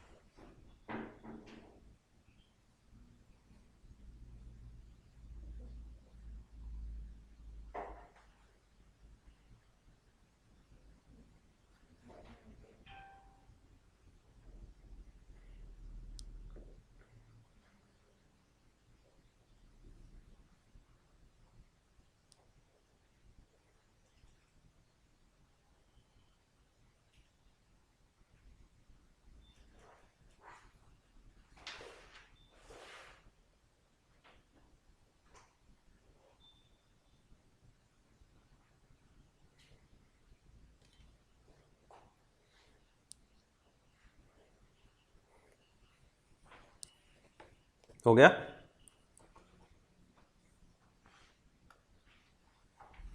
या एक जगह डिस्क्लोज ऐसा रॉन्ग प्रिंटेड है क्या? दोनों जगह डिस्क्लोज लिखा हुआ है क्या? सही है, इस पे तो सही है। डन। अब इसका केस पढ़ लेते हैं और सैंपल सॉल्यूशन भी देख लो। एबीसी कंपनी ने एक लॉ सूट फाइल किया है एक अनलकी कंपनी के अगेंस्ट फॉर 5 करोड़ रुपीस। जो अनलकी कंपनी का अटॉर्नी है, लॉयर है, he feels that the suit is without any merit. उसको लगता है फालतू का सूट है, इसलिए अनलकी कंपनी ने सिर्फ उस लॉ सूट की एग्जिस्टेंस को डिस्क्लोज किया किसके अंदर? अपनी बुक्स ऑफ अकाउंट्स के अंदर। बाकी उसका कोई प्रोविजन कुछ भी नहीं बनाया। As an auditor of unlucky company, how would you deal with the situation? तो देखो 5 करोड़ का लॉ सूट अगर आया है तो इट्स अ बिग अमाउंट, है ना? भली कंपनी को नहीं लगता होगा कि आप हारोगे, ठीक है, but there is a probability कि भाई हार सकते हो। तो कंटीजेंट लायबिलिटी में तो डिस्क्लोज होना ही था, और उसका कुछ प्रोविजन अगर आपको लगता है थोड़ा बहुत भी तो बनाना था, ठीक है। अगर हार गए तो गोइंग कंसर्न इफेक्ट हो सकती है 100%। दो चीजें कवर कर रखी है। पहला तो कंटीजेंट लायबिलिटी के बारे में बता रखा है, वो तो नॉर्मल एएस का पॉइंट है कि as per AS 29 provision this a contingent liability is a possible obligation, definition दे रखी है, that arises from past event and the existence of which will be confirmed only by the occurrence और non occurrence of that uncertain future event not within the control of the entity. मतलब contingent liability की definition बता रखी है, वो initial होगी। अब ऐसे की बात करते हैं, ध्यान से यहां से देखो। Further, future event may also affect the amount required to settle an obligation should be reflected in the amount of a provision when there is a sufficient objective evidence that the event will occur. Event हो रहा है, होने के chances है, तो evidence के sorry आपके पास evidence है तो आपको प्रोविजन बनना था। अब 570 का रेफरेंस डाल दिया। There are certain examples of events or condition that individually or collectively can have a significant doubt on the about the going concern assumption. So pending अगर कोई legal case है against the company that may if successful result in a claim that the entity is unlikely to be able to satisfy in one of the example of such event. तो ये एक financial indicator, other indicator, operating indicator का part है कि अगर कोई आपके खिलाफ कोई पेंडिंग लिटिगेशन और क्लेम आया है, ठीक है, और अगर वो सक्सेसफुल हो गया तो आपकी हालत खराब हो सकती है, आपको उसको इंडिकेटर के रूप में कंसिडर करना चाहिए एज एन ऑडिटर। और इसीलिए जब भी ऑडिटर कंक्लूड करता है कि use of going concern assumption is appropriate, लेकिन एक मटीरियल अनसर्टेनिटी है, मतलब हम नहीं मान रहे कि श्योरली हारोगे हारोगे और गोइंग कंसर्न बंद होगी, पर अनसर्टेनिटी तो है ना, तो फिर उस केस में ऑडिटर को डिटरमाइन करना है कि क्या फाइनेंशियल स्टेटमेंट के अंदर इसका एडिक्वेटली डिस्क्रिप्शन है कि नहीं है दैट उस इवेंट का that cast a significant doubt on the entity's ability to continue as going concern, और क्या मैनेजमेंट ने क्या प्लान बनाया to deal with this events और कंडीशन, और इसको डिस्क्लोज क्लियरली करना है कि there is a material uncertainty और नॉट, ठीक है। And therefore, that it may be unable to realize his assets and discharge his liability in the normal course of business, क्योंकि देखो जब तक ये केस रहेगा वो पर्टिकुलर अमाउंट का साया आपके ऊपर मंडराता रहेगा, ठीक है। So in the instant case ABC company के खिलाफ लॉ सूट फाइल हुआ है, ठीक है। कंपनी कह रही कि हाँ इसको हम डिस्क्लोज नहीं कर रहे हैं क्योंकि हमको नहीं लगता कि हम हारेंगे, बट द ऑडिटर में evaluate the source data on which the opinion is formed, and if the auditor finds there is any uncertainty, then he may request the management to adjust the sum of 5 crore by making a provision for expense as per 29, and if the management does not accept, the auditor should qualify his audit report. मतलब अब जो ये तो actually क्या पुराना question है, इसलिए sample solution भी पुराना है। चूंकि स्टैंडर्ड 570 अब रिवाइज हो गया तो आपके लिए लिखने के लिए बहुत कुछ है, तो आपको शुरुआत भी वैसी ही करनी पड़ेगी कि अगर हमें ऐसे कोई इंडिकेटर नजर आते हैं तो हमें मैनेजमेंट को बोलना है कि तुमने असेस किया है, जैसे मैनेजमेंट ने असेस किया और वो बोल रहा है कि हमें लगता है कि हमें कोई दिक्कत नहीं है, तो आप उसके वो प्लान ऑफ एक्शंस देखो और वो देखो कि क्या उससे सिचुएशन ठीक रहेगी, क्या उससे ये प्लान जो बनाया है इन्होंने फीजिबल है कि नहीं है, क्या इन्होंने जो बेसिस लिया है कि जिस बेसिस पे ये लोग कह रहे हैं कि ये हम हारेंगे नहीं, तो वो सोर्स ऑफ इंफॉर्मेशन क्या है, उसको उसकी रिलायबिलिटी चेक करो। मेन पॉइंट वही था इसके अंदर, ठीक है। और फिर अगर आपको लगता है ठीक है नहीं है, अनसर्टेनिटी भी नहीं है, श्योर है कि नहीं होगा ये, तो आप रहने दो। लेकिन आपको लगता है अनसर्टेनिटी है तो आपको मैनेजमेंट को बोलना पड़ेगा भैया इसको तो डिस्क्लोज करना ही पड़ेगा, मतलब इसका प्रोविजन तो बनाना ही पड़ेगा, ठीक है, ये एडजस्टिंग इवेंट बना लो आप। फिर वो नहीं मानता है तो फिर अपने पास ऑप्शन था ही कि अगर वो डिस्क्लोज नहीं करता है अनसर्टेनिटी को, अभी बड़ा पन्ने चार्ट में लास्ट वाला कॉलम, ठीक है, तो आप उसको क्वालिफाई एडवर्स कर सकते हो डिपेंडिंग अपॉन द सर्कमस्टेंसेस, ठीक है, फाइन। और हमेशा इसके साथ गोइंग कंसर्न के साथ जैसे ये केसेस वाले पॉइंट आ गए तो कंटिजेंसी वाला पॉइंट भी लगेगा, ठीक है। दो केसेस और हैं, पढ़ लेते हैं। क्या लिखा है, एक कंपनी की नेटवर्थ इरोड हो गई, इरोड मतलब कम हो रही है, नेगेटिव में जा रही है, मतलब सिक कंपनी जैसी होगी, और उसके ट्रेड पेबल्स को अनपे नहीं कर पा रही, मतलब पे नहीं कर पा रही ड्यू टू लिक्विडिटी कॉन्स्टेंट। तो शक्ल से ही दिख रहा है कि गोइंग कंसर्न इंडिकेटर दिखेगी आपको, ठीक है। The management represents to the auditor that the promoter's wife is expected to give an unsecured loan to meet the liquidity constant, मतलब प्रमोटर की वाइफ पैसा देगी। And the negotiations are underway to secure large export order, मतलब उन्होंने plan of action ये बताया आपको क्या, कि एक तो प्रमोटर की वाइफ से हम लोन ले लेंगे, ठीक है, और दूसरा हमारे नेगोशिएशन चल रहे हैं, कोई बड़ा ऑर्डर मिलने वाला है, export order.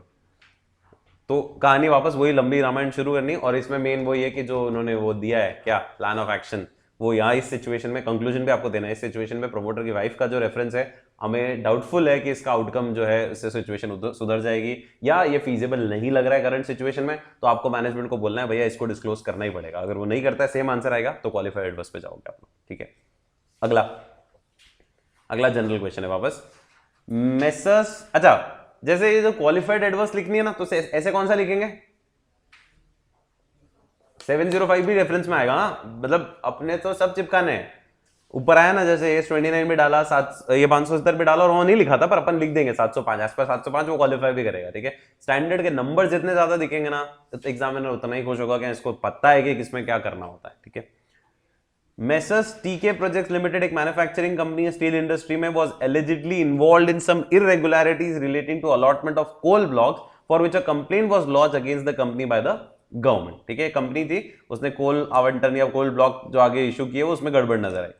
The financial institution stopped additional working capital finance, जिसकी वजह से उसमें फाइनेंशियल क्राइसिस आ गया और उसकी वजह से उसका प्रोडक्शन रुक गया। कंपनी को एक अच्छा खासा लॉस हुआ है 17-18 में, उसकी सैलरी और दूसरे पेमेंट भी नहीं कर पा रही है कंपनी अपने एम्प्लॉइज की। कुछ की manager personnel including GM finance और एम्प्लॉइज को छोड़ना पड़ा है कंपनी को। कंपनी के पास कोई साउंड प्लान नहीं है to mitigate this situation, guide the statutory auditor. इसमें देखो पहले तो इंडिकेटर्स की कहानी बतानी है, कि फाइनेंशियल इंडिकेटर भी नजर आ रहा है, और कौन सा नजर आ रहा है, ऑपरेटिंग इंडिकेटर भी नजर आ रहा है, कि जो एम्प्लॉइज है वो छोड़ के जा रहे हैं एंटिटी को, ठीक है, टॉप मैनेजमेंट छोड़ के चला गया एंटिटी को। अब आपको गाइड करना है, तो वो पूरी रामायण आनी है।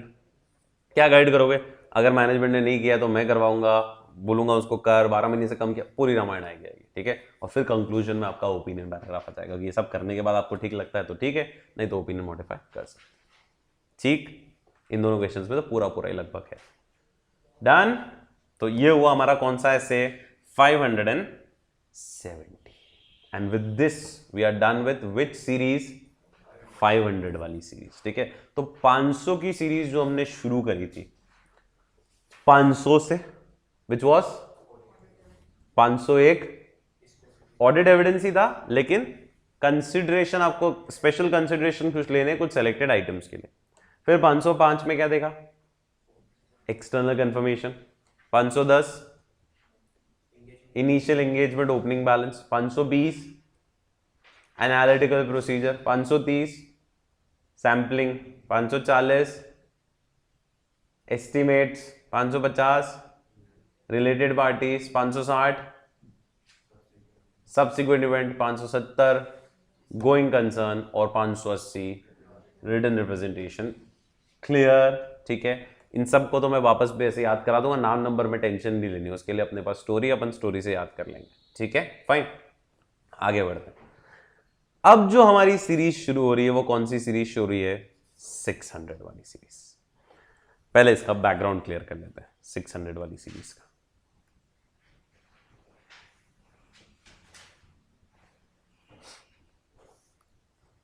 ना 600 वाली सीरीज की बात करें हम लोग अगर, तो 600 वाली सीरीज में 3 स्टैंडर्ड है, 600, 610 और 620। और तीनों के तीनों स्टैंडर्ड क्या रिफ्लेक्ट कर रहे हैं, आपको दूसरे लोगों से मदद लेनी है अपने को। भाई अपन ने अपना काम कर लिया, 500 के अंदर सबूत इकट्ठे कर लिए, अब दूसरे लोगों से कैसे मदद ले सकते हैं हम लोग। और दूसरे लोग कौन हुए, 600 में अदर ऑडिटर, 610 में इंटरनल ऑडिटर, और 620 में ऑडिटर्स एक्सपर्ट।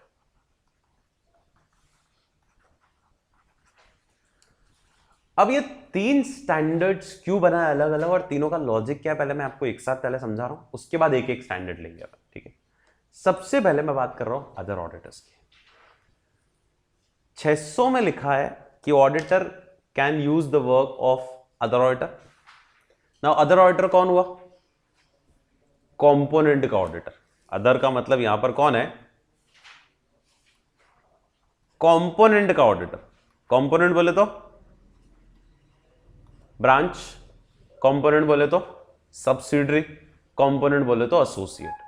उनके ऑडिटर्स की मदद ले रहे हो आप, क्योंकि आपको कंसोलिडेट करना है उनको, या ब्रांच अगर है तो आपको हेड ऑफिस ऑडिटर आप हो तो आप प्रिंसिपल ऑडिटर, आपको उसको मर्ज करना है अपने अंदर, तो इसलिए आपको उनकी मदद लेनी है।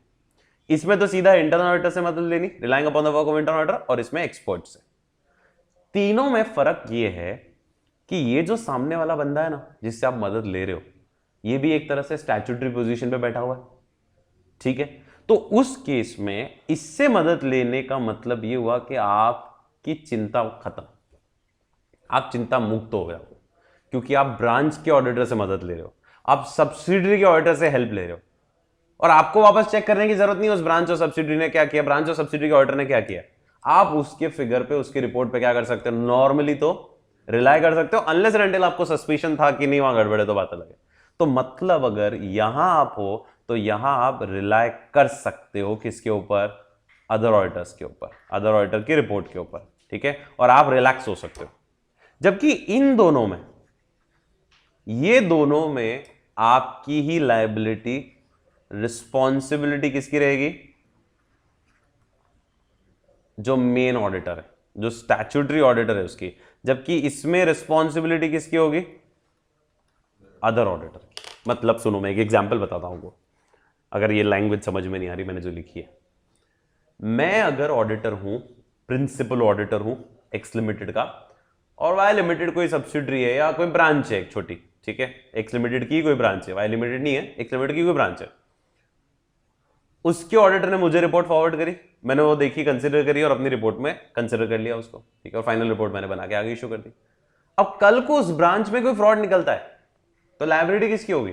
4 ऑप्शंस दे रहा हूं, सिर्फ प्रिंसिपल ऑडिटर की, सिर्फ ब्रांच ऑडिटर की, दोनों ऑडिटर्स की, दोनों की नहीं। अगर ब्रांच में कोई फ्रॉड निकलता है तो कौन जिम्मेदार होगा? सिर्फ प्रिंसिपल ऑडिटर, सिर्फ ब्रांच, क्योंकि साइन फाइनल रिपोर्ट पे किसने किए? प्रिंसिपल ऑडिटर, उसमें ब्रांच के साइन थोड़ी होंगे, ठीक है।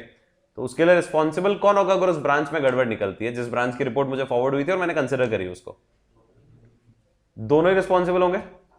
दोनों ही नहीं होंगे, ओके, दोनों ही रिस्पॉन्सिबल नहीं होंगे? होंगे, कौन? हाँ वो मान लिया मैंने, और कोई आंसर? दोनों ही होंगे, दोनों ही होंगे, सही है, पर इसके अलावा 2 ऑप्शन और सही है, सिर्फ एक ही ऑप्शन गलत है बस इन 4 में से। सिर्फ प्रिंसिपल ऑडिटर लायबल होगा, वो गलत है, बाकी तीनों ऑप्शन सही है। सिर्फ ब्रांच ऑडिटर लायबल होगा, ये सही है, क्योंकि अगर वो मिस्टेक ऐसी थी जो सिर्फ ब्रांच ऑडिटर को ही नजर आ सकती थी, प्रिंसिपल तक वो चीज नहीं नजर आ सकती थी, ठीक है, पर ब्रांच को नजर आ सकती थी, उसने मेहनत करी होती तो सिर्फ ब्रांच ऑडिटर लायबल होगा, ये आंसर सही है। दूसरा, दोनों लायबल होंगे, ये भी सही है। इतनी साफ प्रिमा फेशी गलती दिख रही थी, ना उसने ध्यान दिया ना आपने ध्यान दिया, आपको सस्पिशन था फिर भी आपने ध्यान नहीं दिया, तो दोनों भी लायबल हो सकते हैं, और दोनों नहीं भी लायबल हो सकते क्योंकि इनहेरेंट लिमिटेशन तो भगवान सब जगह होती है, ठीक है, समझ गए? तो तीनों ऑप्शन सही है, पर सिर्फ प्रिंसिपल ऑर्डर लायबल होगा, ये नहीं होगा। तो मतलब इसलिए मैंने अब ये लिखा है कि यहां पर टेंशन थोड़ी कम है कि आप ब्रांच ऑर्डर के माथे चढ़ सकते हो, आप स्टैट्यूटरी ऑर्डर के माथे चढ़ सकते हो, क्योंकि आपने अपनी ऑडिट रिपोर्ट में जब एम्फेसिस पैराग्राफ दिया होगा ना, उसमें लिखा होगा मैंने सब्सिडरी की ऑडिट नहीं करी है, मैंने उनके फिगर्स को अपने यहां यूज किया है सिर्फ, तो बच सकते हो। और अगर आप सामने दिख रहा था प्रेमा फेशी गड़बड़ है, आप ही लापरवाह है, तो आप भी लायबल होगे, बाकी जरूरी नहीं। बाकी इन दोनों केसेस में आप ये नहीं कह सकते कि इंटरनल ऑडिटर पे मैंने रिलाई किया था इसलिए मैं लायबल नहीं होगा, नहीं, जरूरी नहीं था रिलाई करना उस पर। यहाँ पे तो कंपलसरी होगा कि आप कैसे करोगे, वापस जाके थोड़ी चेक करोगे उसको, वहां तो आपको जरूरी नहीं था इंटरनल ऑडिटर पर रिलाई करना, आप खुद चेक कर लेते। या एक्सपर्ट ने अगर बोला, आपको ध्यान रखना था, अच्छा एक्सपर्ट लाना था, वेरीफाई करना था, चेक करना था उसने अजम्पशन जो लिया वो सही है कि नहीं है, आपने आंख बंद करके रिलाई कर लिया, लायबल आप ही होगे उस केस में। समझ में आया? तो 3 टुकड़े इसलिए किए हुए और मैंने लॉजिक आपको इन तीनों का पहले समझाया। शुरू करें? तो पहला स्टैंडर्ड जो हमारा आ रहा है वो कौन सा आ रहा है? ऐसे 600। ऐसे 600 से शुरुआत करनी है, using the work of another auditor. और इस टॉपिक के अंदर बहुत ज्यादा कुछ नहीं है पढ़ने जैसा, याद करने जैसा, सिर्फ एक ये एक टॉपिक पढ़ना है और एक ये जो सेकंड इसमें आ रहा है प्रिंसिपल ऑडिटर को क्या प्रोसीजर लगाना है, बस ये 2 टॉपिक के ऊपर बेस्ड है पूरा स्टैंडर्ड। उसके अलावा बहुत ज्यादा दम नहीं है स्टैंडर्ड के अंदर, ठीक है। इस वाले में तो इतना दम नहीं है। मैं आपको ब्रीफिंग दे देता हूं वापस, ठीक है। ऐसे 600 किसके ऊपर है, using the work of another auditor. अब मेरे को सुनो, ध्यान दो, 2 ही मेन क्वेश्चंस इसमें मेन है। उसमें भी एक मेन क्वेश्चन जो है वो तो ऑडिटर के प्रोसीजर ही है कि प्रिंसिपल ऑडिटर क्या प्रोसीजर लगाएगा, बस मेन एक ही क्वेश्चन है, सबसे इंपॉर्टेंट क्वेश्चन यही है इसका, दिस वन, ठीक है। इसलिए इसको बहुत ज्यादा चार्ट में भी देखने की जरूरत नहीं है इस वाले टॉपिक को तो। एटलीस्ट सुनो मेरी बात, मैं प्रिंसिपल ऑडिटर हूं। प्रिंसिपल ऑडिटर बोले तो कौन सा ऑडिटर हो गया, मेन वाला, और बाकी लोग हैं वो कौन से ऑडिटर है, कंपोनेंट के ऑडिटर। बाकी लोगों को क्या बोलेंगे, कंपोनेंट के ऑडिटर। ये स्टैंडर्ड कब लगाना है, जब आप कौन हो, तो ये स्टैंडर्ड किस पे लागू हो रहा है, प्रिंसिपल ऑडिटर पे। जब वो प्रिंसिपल ऑडिटर यूज करेगा किसको, कंपोनेंट के ऑडिटर के वर्क को यूज करेगा, और वो भी तब जब वो कंपोनेंट्स हमारे फाइनेंशियल स्टेटमेंट के अंदर इंक्लूडेड है। भाई कंपोनेंट का मतलब क्या हुआ, वो एंटिटियां जिनके फाइनेंशियल स्टेटमेंट किसके अंदर इंक्लूडेड है, ये जो प्रिंसिपल ऑडिटर जो फाइनेंशियल स्टेटमेंट ऑडिट कर रहा है उनमें वो इंक्लूडेड है, तो आपको वो कंसीडर करना है। अच्छा उसमें भी ऐसा होता है, मटेरियल कंपोनेंट्स को ही कंसीडर करो, जो इंडिविजुअली या एग्रीगेट मटेरियल हो, जो बिल्कुल ही इरेलेवेंट फालतू का कंपोनेंट है, कोई छोटी सी ब्रांच है, वहां के ऑडिटर को तो कंसीडर करने की भी जरूरत नहीं। तो शुरुआत कर रहा हूं, पहली लाइन तो सिंपल है, the purpose is to establish standard. ये स्टैंडर्ड क्यों बनाया, ताकि गाइडेंस आपको दे सके, to be applied in situation where the principal auditor uses the work of another auditor with respect to financial information of one or more components included in the financial information of the entity। तो component के financial statement entity के financial statement में जब included हो रहे हैं, तो उन कंपोनेंट्स के ऑडिटर्स से मैं हेल्प ले रहा हूं, उनके वर्क को यूज कर रहा हूं। That is the logic of this standard. ये तो समझ में आता है। दूसरा, अब मुझे पता है, अच्छा मुझे एक चीज बताओ, मैं प्रिंसिपल ऑडिटर हूं, क्या मुझे पता है, पता होगा ना, मुझे ब्रांचेस दिख रही होंगे, मुझे तो पता होगा ना मैं प्रिंसिपल ऑडिटर हूं। भाई ब्रांचेस दिख रही है, सब्सिडरी दिख रही है, तो मतलब मैं प्रिंसिपल ऑडिटर, इतना तो अक्ल मुझ में होगा ना। तो प्रिंसिपल ऑडिटर का काम, इसे पूछना क्या है, पता ही होगा ऑब्वियसली, ठीक है। तो प्रिंसिपल ऑडिटर का काम शुरू करने से पहले, before taking up the work of as a principal auditor, आपको कुछ चीजें कंसिडर करनी पड़ेगी। पहली, इस एंटिटी के अंदर मेन और ब्रांचेस और सब्सिडरी कौन से असर्शंस ऐसे हैं जो मटेरियल, मतलब कौन से एरिया इंपॉर्टेंट है। ये रीजन क्यों पता करना है, ताकि आप उन ब्रांच ऑडिटर्स और उन सब्सिडरी ऑडिटर्स को भी एक बार इंटीमेट कर सको कि दीज आर द एरियाज जहां पर थोड़ा ज्यादा ध्यान देना है। सेकेंड, आपको ये ध्यान देखना है, मतलब मैं प्रिंसिपल ऑडिटर हूं, अगर मुझे देखना है कि मेरे पास उन कंपोनेंट्स की जिनकी मैं ऑडिट नहीं करने वाला हूं, उनकी मेरे पास नॉलेज है कि नहीं है। तीसरा, उन कंपोनेंट्स में जिनकी मैं ऑडिट नहीं करने वाला हूं, उनमें रिस्क ऑफ मटेरियल स्टेटमेंट आने के चांसेस कितने, पास्ट ट्रेंड और उसको देख के देखोगे।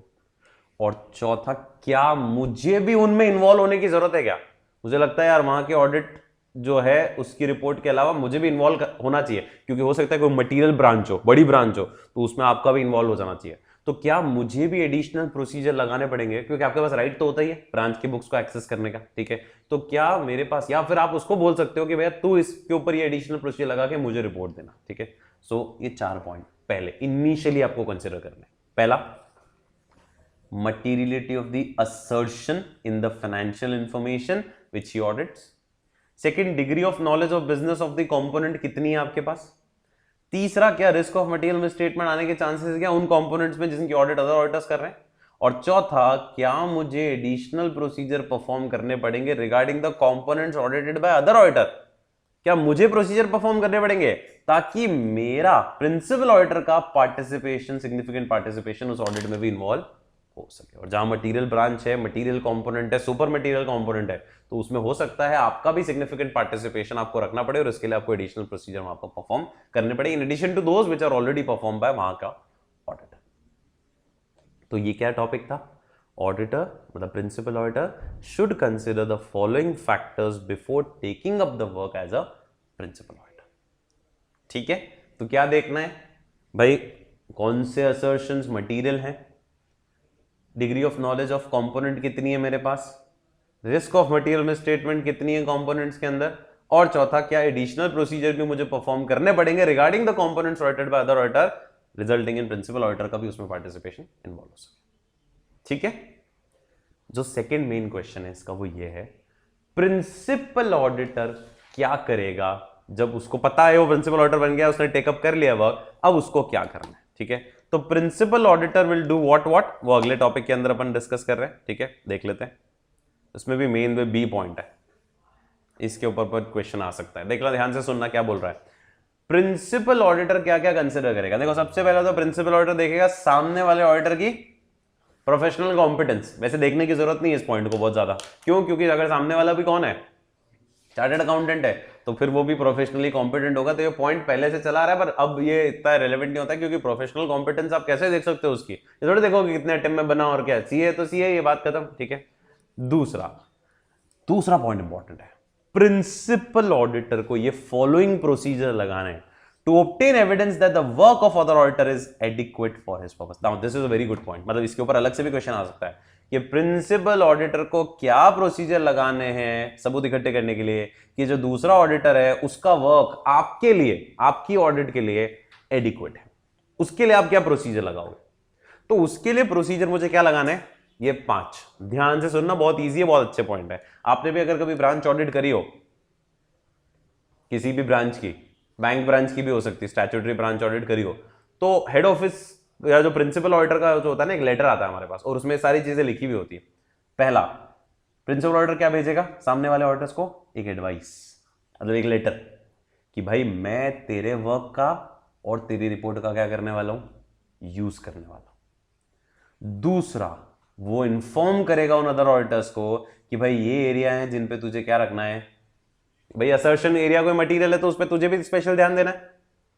थर्ड, इंटर कंपोनेंट बोले तो इंटर ब्रांच ट्रांजैक्शंस होते हैं, होल्डिंग सब्सिडी ट्रांजैक्शन होते हैं। तो कभी कभी क्या होता है, प्रिंसिपल ऑडिटर एक स्टैंडर्ड प्रोसीजर बना देता है, एसओपी, स्टैंडर्ड ऑपरेटिंग प्रोसीजर, कि भाई सारे ब्रांच ऑडिटर सब यही प्रोसीजर फॉलो करो इंटर ब्रांच को रिकॉन्साइल करने के लिए, ताकि ओवरऑल मेरे लिए रिकॉन्सिलेशन करना इजी हो जाएगा। ठीक है, तो procedure for identifying the inter component transaction आप उनको इंटीमेट कर सकते हो। फिर टाइम टेबल आप उनके साथ डिस्कस कर सकते हो कि ऑडिट कितने टाइम में तुम कंप्लीट कर लेना। फिर ऑडिट प्रोसीजर्स कौन कौन से तुम्हें लगाने, जैसे मेरा भी इन्वॉल्वमेंट हो सके वो बता दो, और भी कोई इस कंपनी के अंदर कोई अकाउंटिंग, ऑडिटिंग या रिपोर्टिंग अलग से कोई रिक्वायरमेंट है स्पेशल, ठीक है, तो वो भी आपको उनको बता देंगे। 5 चीजें आप उनको बता रहे हो। पहली, आप उनको एडवाइस भेज रहे हो क्या, कि दीज आर दी मैं आपके ऑडिट रिपोर्ट का और आपके वर्क का यूज करूंगा। फिर सेकंड, आप उनको इन्फॉर्म कर रहे हो कि ये एरियाज हैं special consider, these are the special consideration जो तुम्हें ध्यान रखने। थर्ड, आप उनको प्रोसीजर भी बता रहे हो for identifying inter component transaction. फिर टाइम टेबल ऑब्वियसली उनके साथ डिस्कस करना ही है कि भाई मेरी लास्ट डेट ये है तो तुम उससे पहले मुझे रिपोर्ट दे देना, और these are the audit procedure जो हमें लगाने चाहिए। और फिर और भी कोई अगर इस एंटिटी के अंदर कोई अकाउंटिंग, ऑडिटिंग या रिपोर्टिंग की अलग से कोई रिक्वायरमेंट है तो उन ब्रांच ऑडिटर्स को भी आप इंटीमेट कर देना कि भाई ये स्पेशल अकाउंटिंग, ऑडिटिंग और रिपोर्टिंग रिक्वायरमेंट इस एंटिटी की जो हमें ध्यान रखनी है। और एक और तरीका क्या है पता है, बेस्ट, अगला जो पॉइंट है कि प्रिंसिपल ऑडिटर जो है ना वो अदर ऑडिटर्स को एक क्वेश्चनर बना के दे दे कि मेरे को ये सारी जानकारी दो अपनी ब्रांच के बारे में। सो अगला पॉइंट, व्हेन कंसिडर्ड नेसेसरी, अगर जरूरी हो तो principal auditor can require the other auditor to answer a detailed questionnaire regarding the matters on which the principal auditor requires information for discharging his duty, और other auditor की जिम्मेदारी है कि उसको रिस्पॉन्ड करना है इस क्वेश्चनर को ऑन अ टाइमली बेसिस। और सबसे महत्वपूर्ण प्रिंसिपल ऑडिटर के लिए ये लास्ट वाला पॉइंट कि प्रिंसिपल ऑडिटर को ये सारी चीजें डॉक्यूमेंट कर लेनी चाहिए अपने पास, कल को कोई दिक्कत ना हो। क्या क्या, कौन कौन से कंपोनेंट है जिनकी फाइनेंशियल ऑडिट किसने करी है, अदर ऑडिटर्स ने, उस कंपोनेंट का पूरी एंटिटी एज अ होल के फाइनेंशियल स्टेटमेंट पे कितना सिग्निफिकेंस है, फिर उनके ऑडिटर्स का नाम, और भी कोई कंक्लूजन जो आपने रीच किया, जैसे आपने माना कि कोई इंडिविजुअल कंपोनेंट आपके लिए मटेरियल नहीं है इसलिए आपने उसको कंसीडर नहीं किया, तो वो भी आप बैकग्राउंड लिख दो कि मैंने क्यों माना कि ये कंपोनेंट मेरे लिए मटेरियल नहीं है और इसलिए मैंने, ये रीजन था, ये कंक्लूजन था, मैंने ड्रॉ किया, ये कंपोनेंट मटेरियल नहीं है, इसको मैंने कंसीडर नहीं किया। ये सब आपके पास कागज में होना चाहिए, खासकर ये शुरू की 2 चीजें, कि इन कंपनियों की ऑडिट, इन ब्रांचेस की ऑडिट मैंने नहीं करी है और ये सिग्निफिकेंस कितने हैं, सिग्निफिकेंट कितने एंटिटी एज अ होल के फाइनेंशियल स्टेटमेंट्स के। ठीक है, क्लियर। ये एक क्वेश्चन है, इसको रिपीट कर लेंगे, बाकी आगे की कहानी बहुत सिंपल है, देख लेते हैं। Auditor should also consider the significant findings of other auditor. Obviously अगर उस सामने वाला ऑडिटर ने कोई फाइंडिंग्स दी है आपको, तो आपको उसको कंसिडर करनी है। इसके लिए दोनों के बीच में रेगुलर कोऑर्डिनेशन, कम्युनिकेशन होते रहना चाहिए। ठीक है, इसमें भी कोई दिक्कत नहीं। अगला मिसलेनियस पॉइंट्स ही। अब नेक्स्ट पॉइंट, जब प्रिंसिपल ऑडिटर ये कंक्लूड कर रहा है, this is again it's good point, ध्यान से सुनना। अगर प्रिंसिपल ऑडिटर ये कंक्लूड करता है कि अदर ऑडिटर का वर्क आप यूज नहीं कर सकते, or and he or she has not been able to perform sufficient additional procedure regarding the financial information of the component audited by the auditor, then he can express a qualified or a disclaimer। इस line का मतलब समझाओगे मुझे? पढ़ो सब लोग ध्यान से। कौन सी वाली लाइन? ये वाली पढ़ो एक बार ध्यान से। क्या बोल रहा है? अगर प्रिंसिपल ऑडिटर, अभी समझाओ, चलो कोशिश करो एक बार, I am giving you all a time of a minute, कोशिश करो एंड देन मैं उसको एक्सप्लेन करता हूं जिनको नहीं समझ में आ रहा है। पढ़ो एक बार, सब लोग पढ़ो।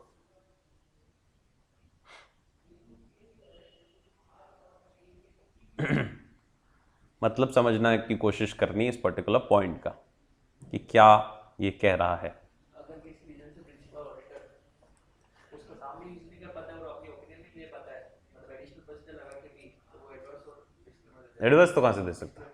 एडवर्स और डिस्क्लेमर तो साथ में कभी चिपक ही नहीं सकते, ध्यान रखना लाइफ में। या तो क्वालिफाइड डिस्क्लेमर चिपकता है या क्वालिफाइड एडवर्स चिपकता है। ठीक है, लॉजिक क्या कह रहा है? अब क्या रीजन हो सकता है कि मैं उसकी रिपोर्ट का यूज नहीं कर पा रहा हूं? वो क्यों नहीं दे रहा है? उसकी तो जिम्मेदारी है, उसको देनी चाहिए। देखो बहुत सारे रीजन हो सकते हैं।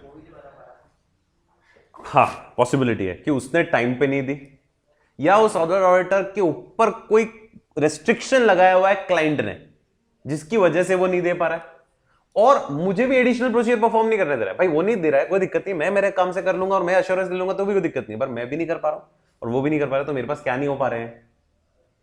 सबूत इकट्ठे नहीं हो पा रहे, तो मैं कैसे इंश्योर करूं? ब्रांच मटेरियल है, तो मैं कैसे इंश्योर करोगे वो सही रहेगा, वहां पे गड़बड़ नहीं होगी? तो उस केस में मैं क्वालिफाइड और क्या दे दूंगा? डिस्क्लेमर। ये तब भी हो सकता है जब ब्रांच अनऑडिटेड हो, कोई अनऑडिटेड फिगर्स और मेरे को लगता है कि यार वो अनऑडिटेड फिगर्स पे मैं रिलाय नहीं कर सकता, तो आप क्वालिफाइड एडवर्स उस केस में भी दे सकते हो। ठीक है, याद करो अपन ने जब पढ़ा था अदर ऑडिट्स, ठीक है, तो उसके अंदर पढ़ा था कि सीएफएस की ऑडिट, कि अगर सामने वाले अनऑडिटेड है, 5वां केस पढ़ा था।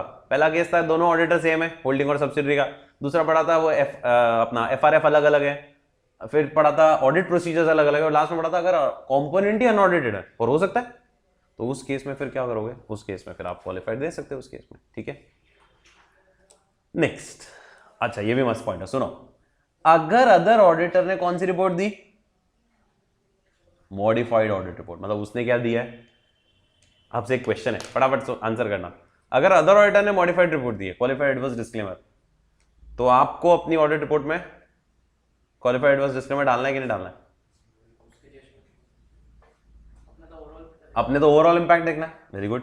सो if the other auditor issues a modified audit report, the principal auditor should consider तो करनी है, ठीक है, whether the subject of the modification is of such a nature and significance in relation to the financial information of the entity on which the principal auditor is reporting that it requires a modification of the principal auditor's report। बहुत simple कहानी है। उसके angle से वो material और pervasive हो सकती थी, क्योंकि वो उस ब्रांच के लिए सोच रहा था, लेकिन ओवरऑल के लिए आपको देखना है क्या उसका नेचर एंड सिग्निफिकेंस इतना है कि वो ओवरऑल के फाइनेंशियल स्टेटमेंट को भी इफेक्ट कर सकती है, तो उसको कंसिडर करना, नहीं तो मत कंसिडर करना। ठीक है, सिंपल, समझ में आई ना पॉइंट? लास्ट ये वाला तो वापस वही हो गया कि डॉक्यूमेंट आपको करना है। The principal auditor should clearly state, मतलब अपनी डॉक्यूमेंटेशन फाइल में वो साफ साफ रखे क्या डिवीजन ऑफ रिस्पॉन्सिबिलिटी क्या रहेगी, मेरी क्या है उसकी क्या है, by indicating the extent to which the financial information statements of the branches audited by other auditors have been included in the financial statement of the entity, and the principal auditor would not be responsible in respect of the work entrusted to other auditor unless there are circumstances which arouse suspicion about the reliability of the work performed by other auditor। आपको शक था और आपने ध्यान नहीं दिया तो बात अलग है, बाकी आप लायबल नहीं होते हो, सामने वाला ही रिस्पॉन्सिबल होता है, वो मैं आपको शुरू में ही बता चुका। तो ऐसे 600 पे एक ही क्वेश्चन है मेनली, और वो ये है कि प्रिंसिपल ऑडिटर को क्या प्रोसीजर लगाना है। पहला प्रोसीजर क्या पड़ा, उसको प्रोफेशनल कॉम्पिटेंस देखनी है। दूसरा, उसको 5 चीजें करनी है, एडवाइस करना है, इन्फॉर्म करना है स्पेशल कंसिडरेशंस, इंटर कंपोनेंट को आइडेंटिफाई करने के लिए प्रोसीजर बताने, टाइम टेबल डिस्कस करना है और प्रोसीजर्स कौन से लगाने वो डिस्कस करना है, और अगर कोई सिग्निफिकेंट अकाउंटिंग ऑडिटिंग रिक्वायरमेंट है तो वो डिस्कस करनी है। फिर उनको अगर जरूरत हो प्रिंसिपल ऑडिटर को, तो प्रिंसिपल ऑडिटर क्वेश्चनर भेज सकता है जिसमें वो सारी डिटेल इन्फॉर्मेशन मंगा लेगा और सामने वाले को भी रिस्पॉन्ड करना है। और आपको डॉक्यूमेंट जरूर करना है कि भैया ये उस एरिया की ऑडिट मैंने नहीं करी है, ताकि कल को आप रिस्पॉन्सिबल नहीं रहोगे उस एरिया ऑफ वर्क के लिए। ठीक है, fine. So SS 600 is very comfortable, उसमें कोई दिक्कत नहीं है। दिक्कत जो आती है और क्वेश्चन जो आते हैं वो 610 और 620 के ऊपर आते हैं, जो कि हमारे अगले स्टैंडर्ड्स हैं। ठीक है, तो नेक्स्ट स्टैंडर्ड अच्छा खासा स्टैंडर्ड है, बड़ा स्टैंडर्ड है, which we are starting is SA 610। क्या नाम है, टॉपिक का नाम देखो क्या लिखा हुआ है, relying upon the work of internal auditor. Internal auditor के काम पे आप रिलाय जब करोगे तो आपको उसमें क्या क्या दिखना है। नाउ कमिंग ऑन टू 610, क्या है 610, relying upon the work of internal auditor, and you need to listen it very carefully. 2-3 charts बनेंगे, एक पेज पे तो आएगा नहीं, हम 2-3 जगह उसको क्लियर करेंगे और आप भी साथ साथ कोशिश करना कि बना लो। ओके, इस स्टैंडर्ड को समझने के लिए मैं पूरा कोशिश करूंगा आपको इनिशियल पोर्शन इसका पूरा चार्ट में समझा दूं, क्योंकि तभी आपको ये समझ में आएगा और बहुत अच्छा स्टैंडर्ड है। 610 ऑल्सो एंड 620 ऑल्सो, इस पे क्वेश्चन रेगुलरली आते हैं, कभी 620 पे आता है, कभी 610 पे आता है। ठीक है, अभी लेटेस्ट अटेम्प्ट में 620 पे आया था। 610 के अंदर जो हेडिंग आपको दिख रही है that is relying upon the work of internal auditor. ठीक है, सबसे पहले बात तो इंटरनल ऑडिट क्या होती है मैं कई बार आपको बता चुका हूं। इंटरनल ऑडिट क्या है, independent, definition of internal audit, internal auditor कौन है वो बात में बात करेंगे। इंटरनल ऑडिट क्या होती है, एक इंडिपेंडेंट मैनेजमेंट एग्जामिनेशन है, मतलब वो व्यक्ति जो है एक तरह से तो हम उसको कहेंगे ना कि इंडिपेंडेंटली तुझे चेक करना है, लेकिन चेक किसके लिए करना है, मैनेजमेंट के लिए। क्या चेक करना है, रेगुलर जो भी मैनेजमेंट के काम है उनको कंटिन्यूसली क्रिटिकली अप्रेजल करना है एंटिटी की फंक्शनिंग को। ठीक है, और आपको फिर चेक करके क्या देने, सजेशंस, ताकि स्ट्रॉन्ग हो सके गवर्नेंस का मैकेनिज्म। सेम डेफिनेशन अपन ने अदर वर्ड्स में पढ़ी हुई है। ठीक है, डेफिनेशन वो की हुई है, it's an independent management examination which involves continuous and critical appraisal of the functioning of the entity with a view to suggest improvement thereto, ताकि वैल्यू एडिशन हो सके और ताकि उनका जो गवर्नेंस मैकेनिज्म है, जो जिस तरह से वो गवर्न कर रहे हैं अभी चीजों को, वो और अच्छे से गवर्न कर सके, ओवरऑल गवर्नेंस मैकेनिज्म इंप्रूव हो जाए, ये हम लोग चाहते हैं। ठीक है, सो क्या है इंटरनल ऑडिट, इट्स एन, वापस बोल लो, independent management assessment which involves continuous critical appraisal of the entity's functioning of the entity, ताकि आप उसमें क्या दे सको, इंप्रूवमेंट सजेस्ट कर सको, ताकि वैल्यू ऐड हो सके और ओवरऑल आपका जो गवर्नेंस मैकेनिज्म है वो और स्ट्रेंथन हो सके। यही मेनली आपका मोटो है, यही मेनली आपका ऑब्जेक्टिव है। फाइन, बस इसका तो काम था नहीं, अपने को तो अपने कंटेंट पे आना है। ठीक है, शुरू कर रहा हूं। द फर्स्ट टॉपिक इज, और चूंकि एक एक चार्ट एक एक पेज पे बनेगा क्योंकि बहुत लंबे लंबे हैं इसमें कॉन्सेप्ट, सबसे पहला इस स्टैंडर्ड का ऑब्जेक्टिव क्या, देखो अब यहां पर वर्ड प्रिंसिपल ऑडिटर नहीं यूज होगा, यहां पे एक्सटर्नल और इंटरनल यूज होगा ना, क्योंकि हम एक्सटर्नल ऑडिटर है और हम वर्क करने रिलाय करना चाहते हैं वर्क ऑफ इंटरनल ऑडिटर पर। ठीक है, तो एक्सटर्नल इंटरनल पर यूज होगा। इस स्टैंडर्ड में सबसे पहली चीज तो आपको यह बोली है, जो मेन इसका इनिशियल ऑब्जेक्टिव बोले हम लोग, कि जो एक्सटर्नल ऑडिटर है उसको ये डिटरमाइन करना है, डिटरमाइन वेदर, दो चीजें आपको, दो चीजें डिटरमाइन करनी है, क्या, और साथ साथ देखो लैंग्वेज पे भी देखो, determine whether the work of internal audit function can be used, if so in which areas and to what extent, and determine whether direct assistance from internal auditor can be used, if so and to what extent। मैं आपको chart में समझा रहा हूं। determine whether work of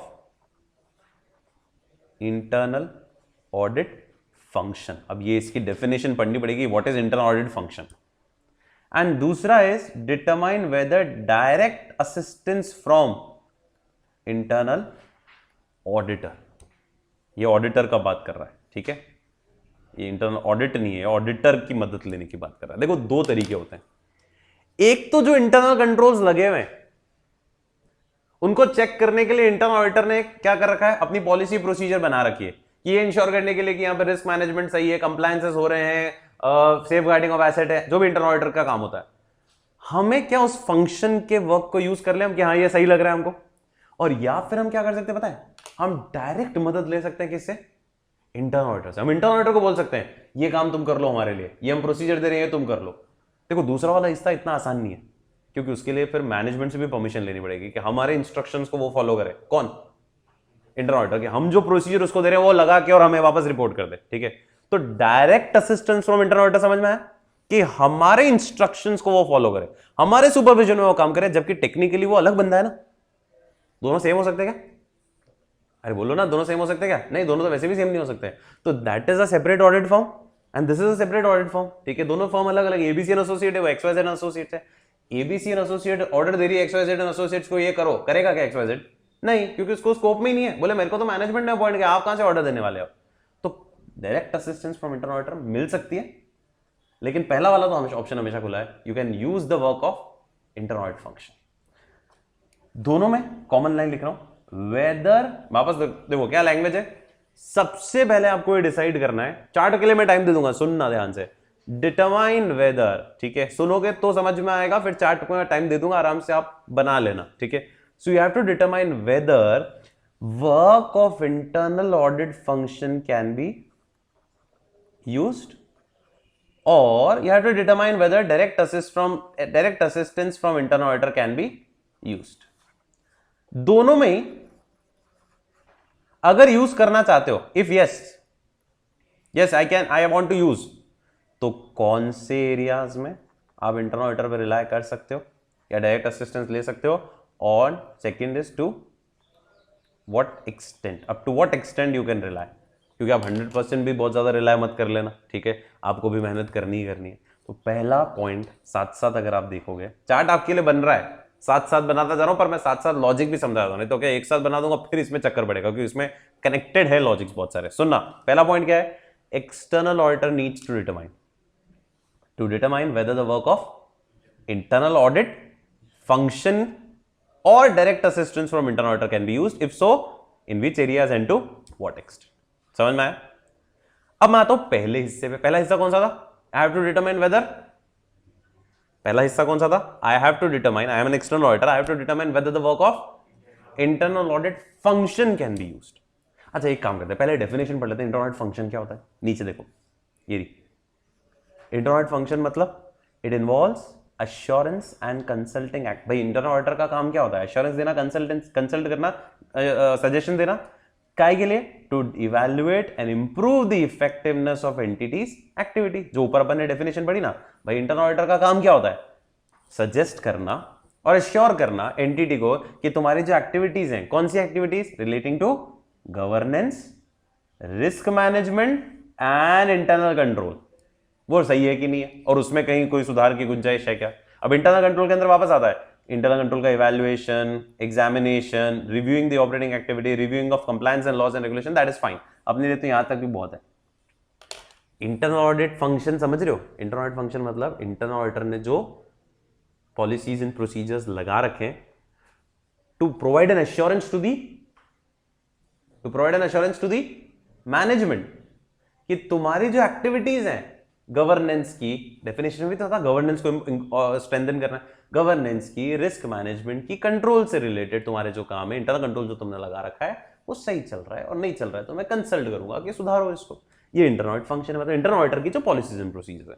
अब हमें यही देखना है कि इंटरनल ऑडिट फंक्शन जो है वो सही ढंग से काम कर रहा है कि नहीं कर रहा है, ठीक है।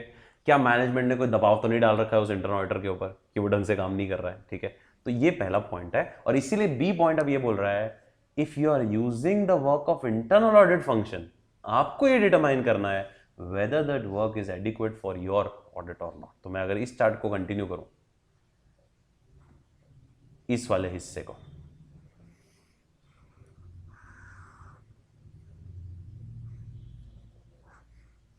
इस वाले पोर्शन को, तो इस वाला पोर्शन से कहानी क्या निकलती है कि क्या वो वर्क, या इधर ले लेता हूं मैं इसको, ठीक है, ये दोनों का कॉम्बो बना के,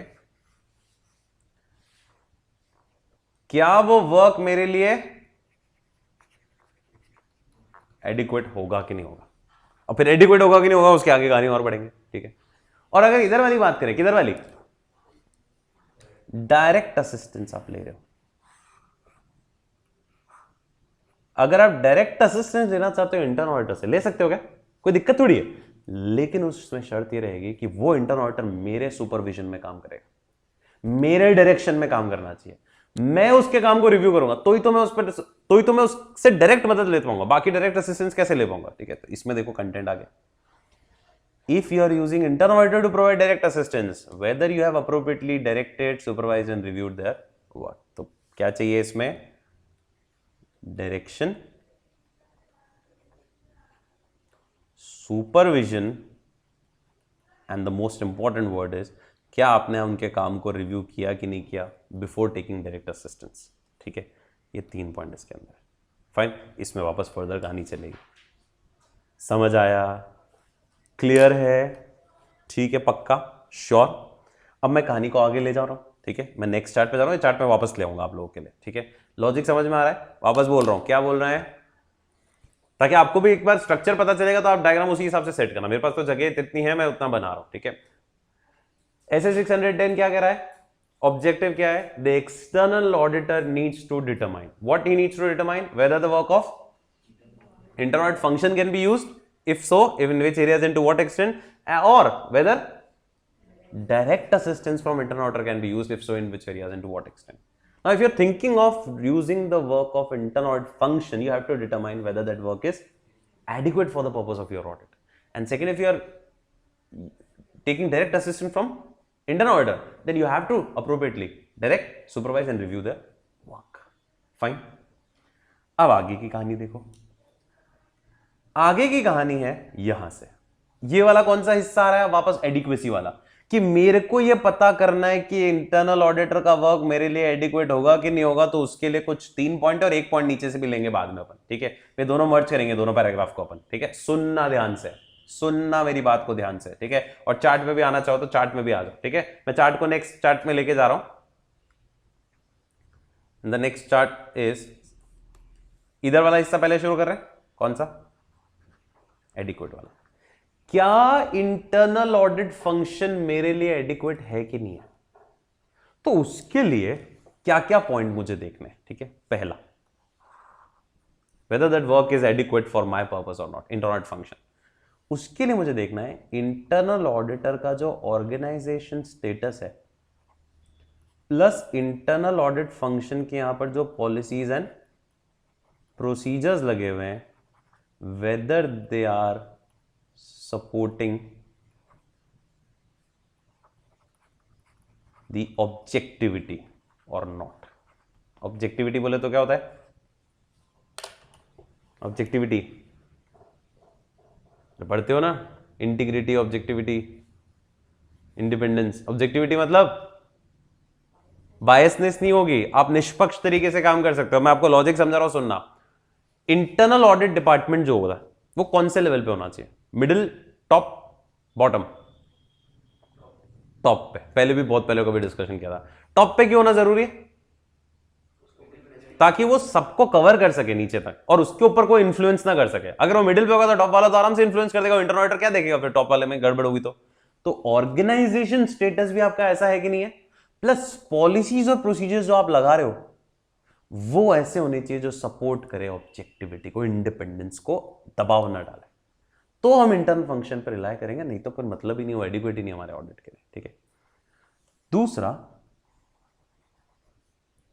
लेवल ऑफ कॉम्पिटेंस किसकी, टीम की, इंटरनल ऑडिट फंक्शन के। अगर गधे हैं तो मतलब ही नहीं उनके साथ उनके वर्क का यूज करने का, क्योंकि इंटरनल ऑडिटर के लिए कोई मिनिमम क्वालिफिकेशन तो है नहीं भाई। मैंडेटरी होती है कि इंटरनल ऑडिट करानी, नहीं, वो तो कुछ ही केस में थी, सेक्शन 138 कंपनीज एक्ट, कि आपकी पेड अप शेयर कैपिटल या लोन आउटसोर्स से ऊपर है तो आपको करानी है मैंडेटरी, और वो भी सीए, सीएमए और अदर फॉर्म से करा सकते हो। और वहां मैंडेटरी वहां करा रहे हो तो किसी से रामलाल से भी करा सकते हैं ना। तो level of competence of that team, तीसरा, क्या वो टीम एक सिस्टमैटिक अप्रोच के साथ काम कर रही है। पहले 2 पॉइंट क्लियर कर लो, चलो पहले 2 एक साथ ज्यादा हो जाएगा। सबसे पहला मुझे ये देखना है कि internal audit function can be used और नॉट। पहला, the extent to which internal audit functions organization status and the policies and procedures support the objectivity of internal audit. Second, the level of competence of the internal audit function, और क्या ये internal audit function में systematic और एक disciplined approach की तरह काम हो रहा है।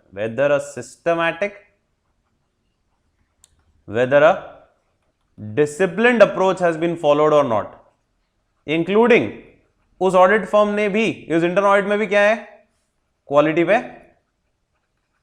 कंट्रोल रखा हुआ है कि नहीं रखा हुआ है। वो भी तो है फर्म ही है ना, सीए फर्म ही है, ठीक है। ये आपको देखना है। और 2 पॉइंट और इसके नीचे से लेने अपने को, यहां से external auditor should as a part of their audit work evaluate the internal audit function to the extent that they will consider that it will be relevant in determining the nature and extent of their compliance and substantive procedure. The nature and extent depends upon the external auditor's evaluation.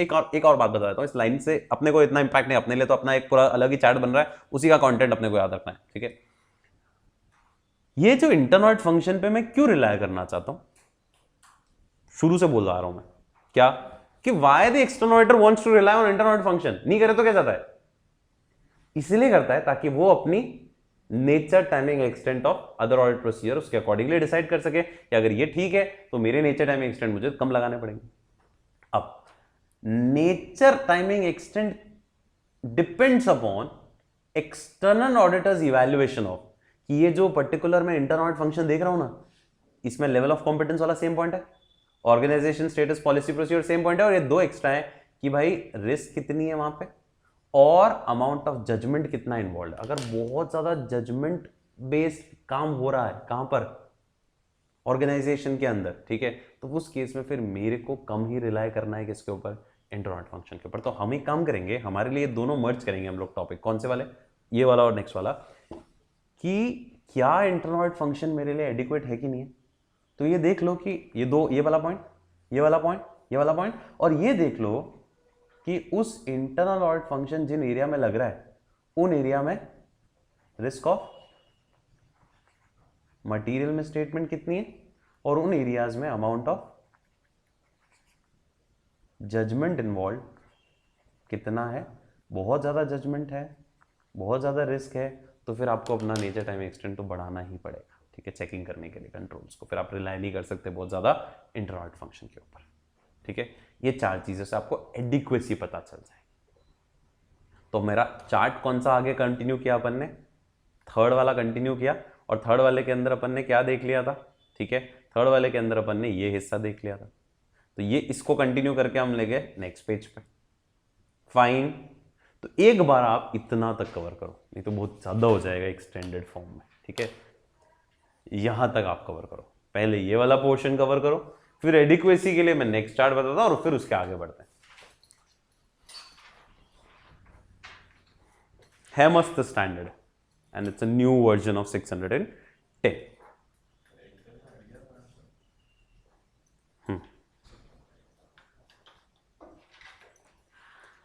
ये final में है।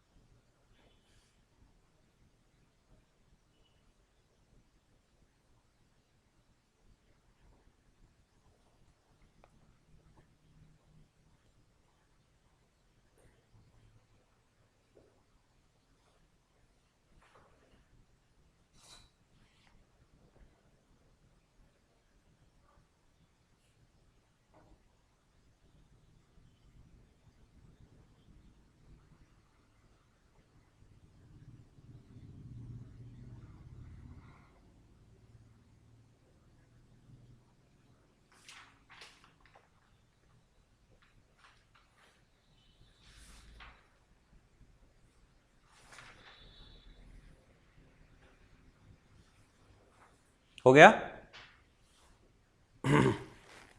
Next पे ले लूं।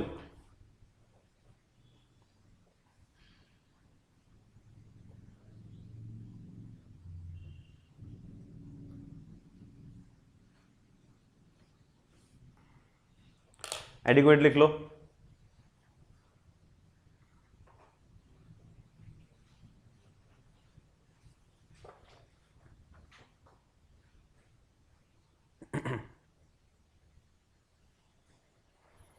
Adequate वाला पूरा लिख लो।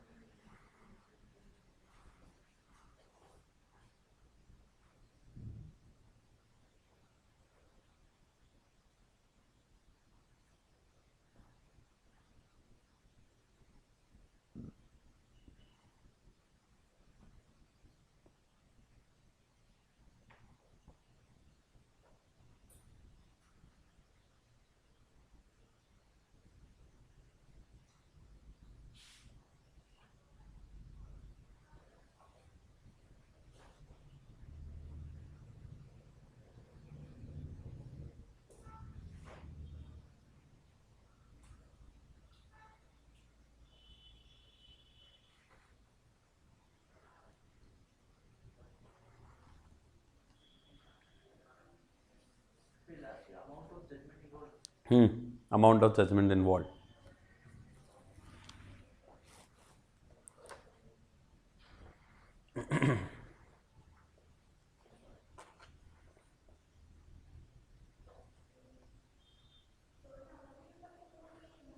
हो गया?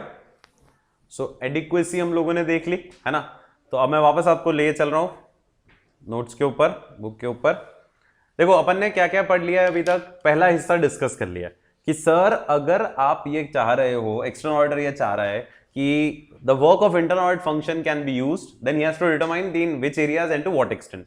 देन सेकंड पॉइंट उसी में डिस्कस किया कि सर इंटरनल ऑडिट फंक्शन का इस्तेमाल तभी कर सकते हैं जब एक्सटर्नल ऑडिटर को ये देखना है कि weather that work is adequate for the purpose of his audit. Now how can you assure कि वो वर्क एडिक्वेट है कि नहीं है? तो उसके लिए कुछ फैक्टर्स है। सबसे पहला कि जो भी extent to which organization status and policies and procedure support the objectivity of the internal auditor. Secondly जो अपन ने डिस्कस किया क्या कि लेवल ऑफ कॉम्पिटेंस कितनी है, क्या इंटरनल ऑडिट फंक्शन में सिस्टमैटिक और डिसिप्लिन अप्रोच लगाई गई थी इंक्लूडिंग क्वालिटी कंट्रोल, और रिस्क ऑफ मिसस्टेटमेंट कितने हैं, और अमाउंट ऑफ जजमेंट कितनी इन्वॉल्व है। ये तो हो गया पहला हिस्सा। दूसरा हिस्सा कौन सा था? Direct assistance from internal auditor. अब direct assistance from internal auditor के लिए एक बात सुनो पहले। Direct assistance from internal auditor लेने से पहले आपको यह देखना है कि कहीं कोई लॉ और रेगुलेशन प्रोहिबिट तो नहीं करता है। देखो चार्ट में कंटिन्यू कर रहा हूं। लॉ, ये डायरेक्ट असिस्टेंस की कहानी शुरू कर रहा हूं, ठीक है? डायरेक्ट असिस्टेंस वाली, ठीक है?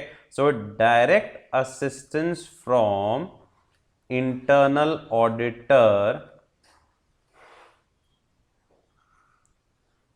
prohibited by any law or regulation। तो क्या गेम ओवर? तो यू कैन नॉट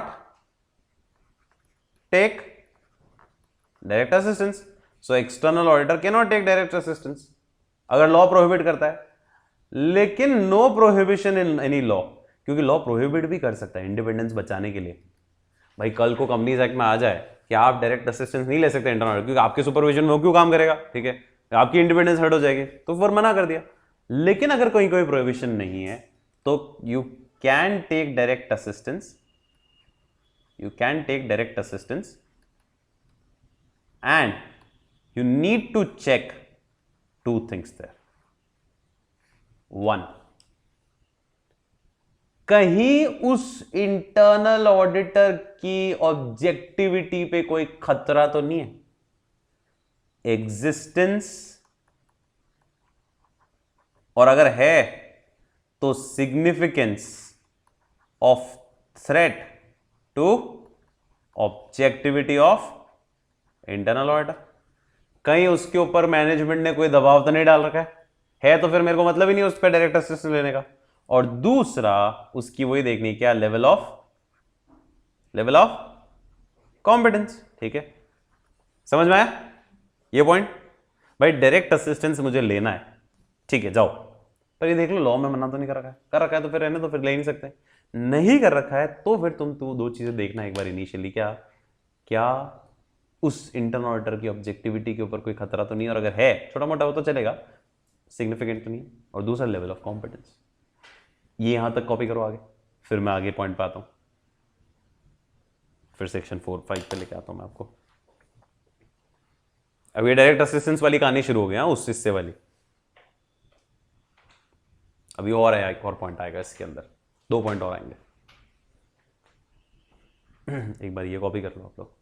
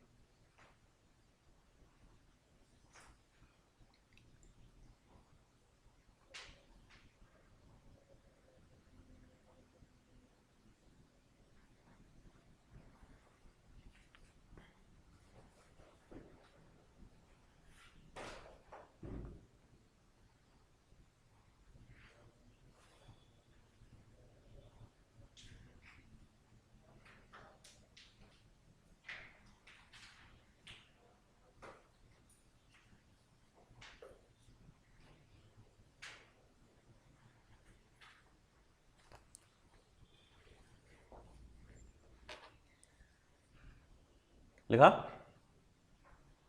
अब देखो इसमें चार्ट, इसमें भी आ जाओ वापस, देखो ये लिखा है, the external auditor may be prohibited by law regulation from obtaining direct assistance from internal auditor if using internal auditor to provide direct assistance is not prohibited. अगर प्रोहिबिटेड नहीं है and then the external auditor wants to use the work of internal auditor to provide direct assistance, तो फिर उसको 2 चीजें evaluate करनी है, कहीं कोई थ्रेट तो नहीं ऑब्जेक्टिविटी के ऊपर, और लेवल ऑफ कॉम्पिटेंस कितनी है उसकी। इसके अलावा अब मैं आगे बढ़ रहा हूं,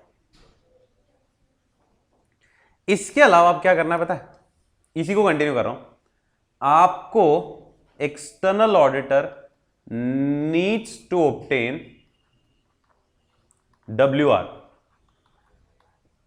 रिटन रिप्रेजेंटेशन बोलूं या राइटिंग में लिखवा के लेना है।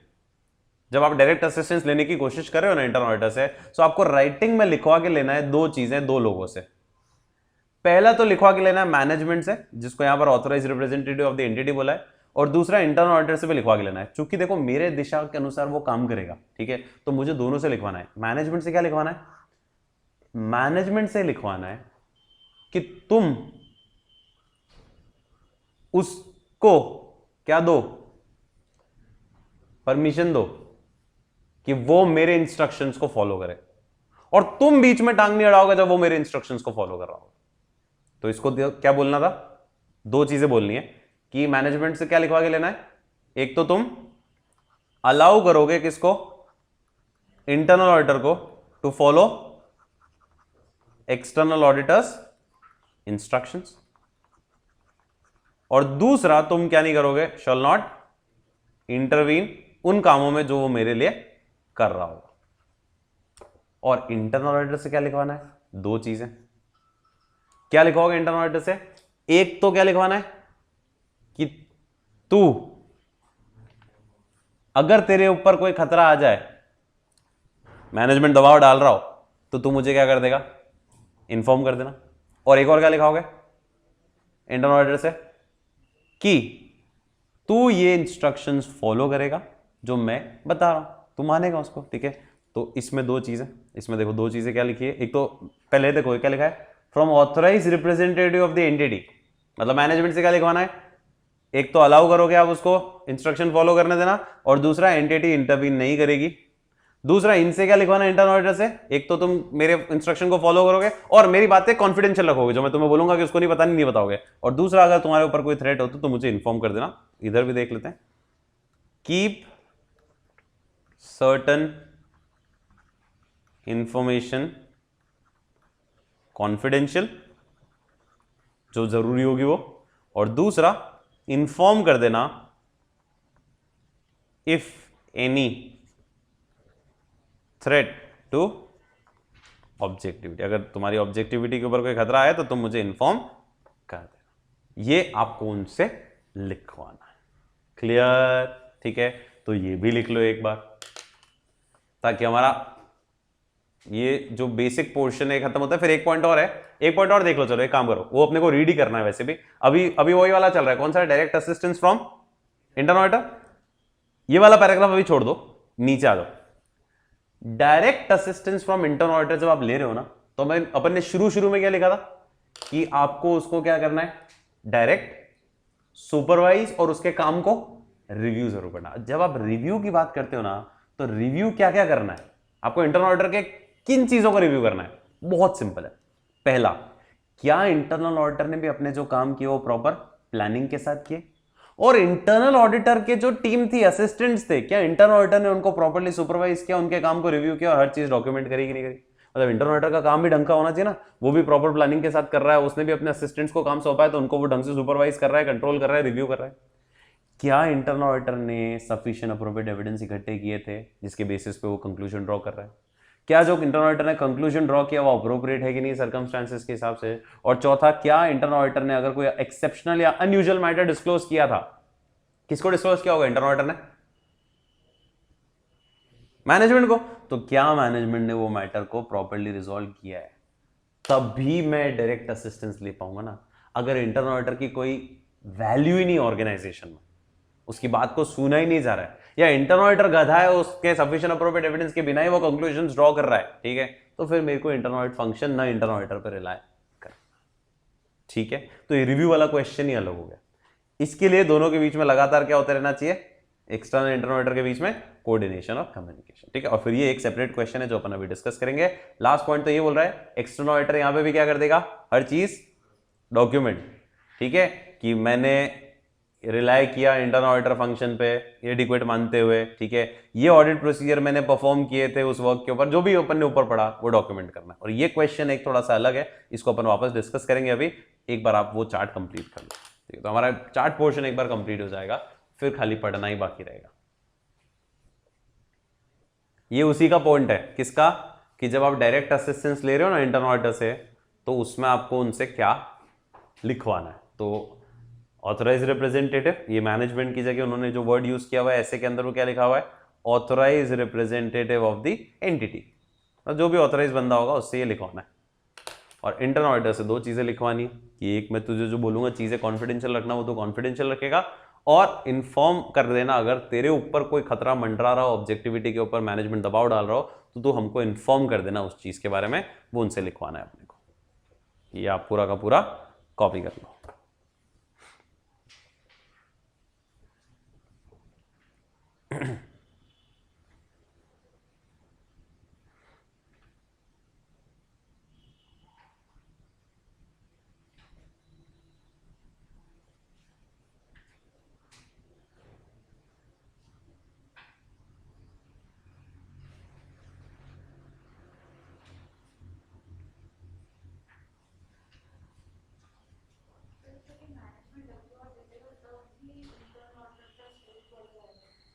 मैनेजमेंट जब WR देगा, फिर ही मैं एक तरह से इंटरनल ऑडिटर से बात करूंगा कि भाई अब मेरे इंस्ट्रक्शन तुम फॉलो कर, दोनों से WR चाहिए मुझे। ठीक है,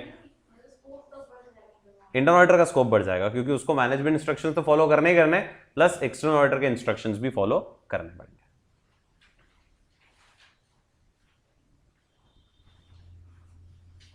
and it is not a regular situation, it is a rare situation.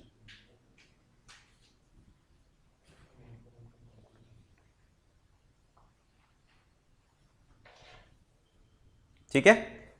वापस आ जाए कंटेंट पे, ये अगर लिख लिया हो तो जल्दी लिख लो।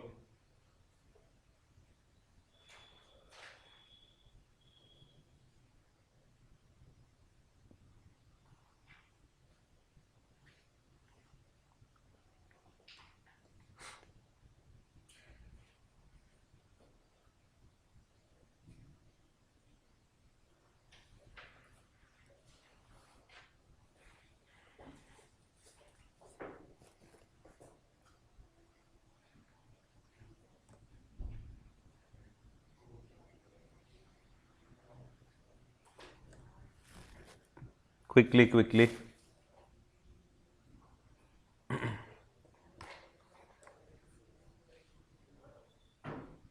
ठीक है, अब लास्ट एक ये जो पॉइंट है इसको डिस्कस करना है अपने को। ये भी अच्छा क्वेश्चन बन सकता है, छोटा सा क्वेश्चन है, इंपॉर्टेंट है। एक्सटर्नल ऑडिटर को इंटरनल ऑडिटर के ऊपर कहीं रिलाय करने का सोच रहा है वो। सुनना क्वेश्चन सुनना। एक्सटर्नल ऑडिटर इज थिंकिंग यार मैं इंटरनल ऑडिटर के वर्क को यूज करूं, तो एक काम करो ना, इंटरनल ऑडिटर के साथ शुरू से ही जुड़ जाओ। इंटरनल ऑडिटर जब प्लानिंग कर रहा हो ना, तभी आप उसके साथ जुड़ जाओ। ठीक है, इंटरनल ऑडिटर जब प्लानिंग कर रहा हो ना, तभी आप उसके साथ जुड़ जाओ। और उसके साथ जुड़ के और आपको करना क्या है, दो काम करने हैं। ठीक है, मैं आपको बताता हूं दोनों काम क्या होंगे।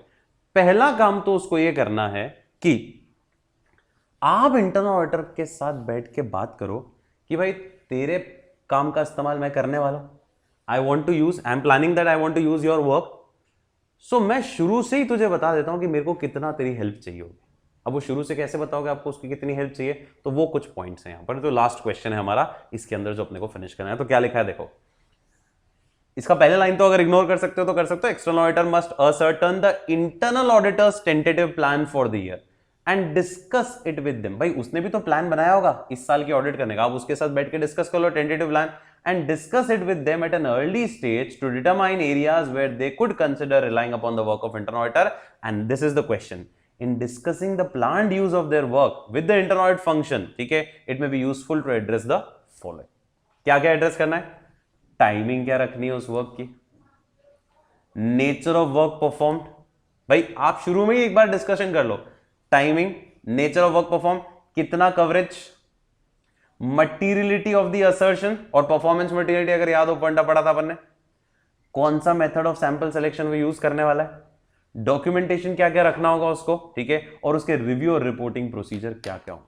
मतलब if you are using, you want to use the work of internal audit function, ठीक है, देन इट इज बेटर कि आप ये शुरू में ही जब आप उस प्लानिंग कर रहे हो तो ये डिस्कशन कर लो कि भैया देख ये टाइमिंग रहेगा तेरे वर्क का, मेरे वर्क का, ठीक है, ये नेचर ऑफ वर्क परफॉर्म करना है। नेचर टाइमिंग एक्सटेंड दिख रहा है ना आपको, timing nature extend, nature timing extent और वर्क परफॉर्म क्या रहेगा, मटीरियलिटी लेवल क्या कंसीडर करना है, सैंपल सिलेक्शन का मेथड तो कौन सा सेलेक्ट करेगा, डॉक्यूमेंटेशन किस किस चीज का करना है, और रिव्यू रिपोर्टिंग कैसे करना है। शुरू से लेकर एंड तक की शुरू से ही आपने उसके साथ बैठ के डिस्कशन कर ली तो आपके लिए काम कंफर्टेबल हो जाएगा। And that is all about this SA 610।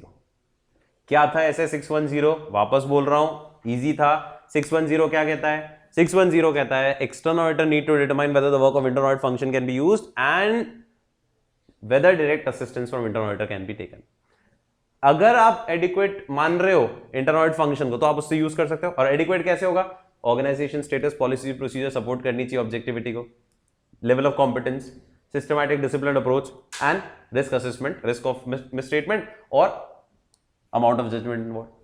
फिर सेकंड हिस्सा आया था कौन सा हमारा, work direct assistance from internal auditor, तो क्या वो सुपरवाइज है, एडिक्वेटली डायरेक्टेड है, रिव्यूड है। अब उसके अंदर आपको देखना था लॉ परमिट करता है कि नहीं करता है, ठीक है, लॉ परमिट करता है तो हमें देखना है दो चीजें, existence and significance of threat और लेवल ऑफ कॉम्पिटेंस। फिर दो जनों से WR लिखवा के लेने अपने को, ठीक है, और रिव्यू करना है उसके काम को।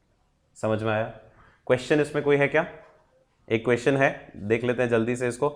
CA Ambuj, a practicing CA, has been appointed as an internal auditor of Textile Limited. He conducted physical verification of inventory at the year end and handed over the report of such verification to CA Kishore, the statutory auditor, for his view and reporting. Can CA Kishore rely on such report or not? तो अब internal auditor report का मैं इस्तेमाल मतलब एक तरह से internal audit function का मैं इस्तेमाल कर रहा हूं, ठीक है। तो इंटरनल ऑडिट फंक्शन वाला हिस्सा अपने को यहां पर लिखना पड़ेगा, ठीक है। डन। तो अभी कौन कौन से स्टैंडर्ड्स अभी फिनिश किए अपन ने? 570 बहुत अच्छा स्टैंडर्ड था, गोइंग कंसर्न। फिर आया 600 और फिर आया 610। अब बचा 620 और 700 वाली सीरीज, वो हम नेक्स्ट सेशन में करेंगे। यहां तक क्लियर है सबको? कोई दिक्कत नहीं है, कंफर्टेबल, ठीक है। सो गोइंग कंसर्न वाला तो खासकर याद रखना ही रखना है आप लोगों को, ठीक है। गोइंग कंसर्न में क्या पढ़ा था? दो चीजें, कौन सी? वेदर अप्रोप्रिएट और कहीं कोई मटेरियल अनसर्टिनिटी तो नहीं है। और उसके लिए प्रोसीजरल पार्ट बहुत इंपॉर्टेंट था। मैनेजमेंट ने असेसमेंट नहीं किया है तो रिक्वेस्ट करो, उनको करो। उन्होंने कर लिया था, आपको तीन चीजें करनी है। क्या? बोलो बोलो, क्या करनी थी? याद करो। उसी पीरियड का रीअसेसमेंट करना है। उन्होंने 12 महीने से कम किया तो 12 महीने, और उन्होंने जितने पीरियड का किया उसके अलावा भी कोई अगर इंफॉर्मेशन है तो वो भी उनसे इंक्वायर कर लो। फिर उन्होंने कोई अगर क्या दिया आपको, प्लान ऑफ एक्शन, तो उसका आउटकम और फीजिबल है कि नहीं।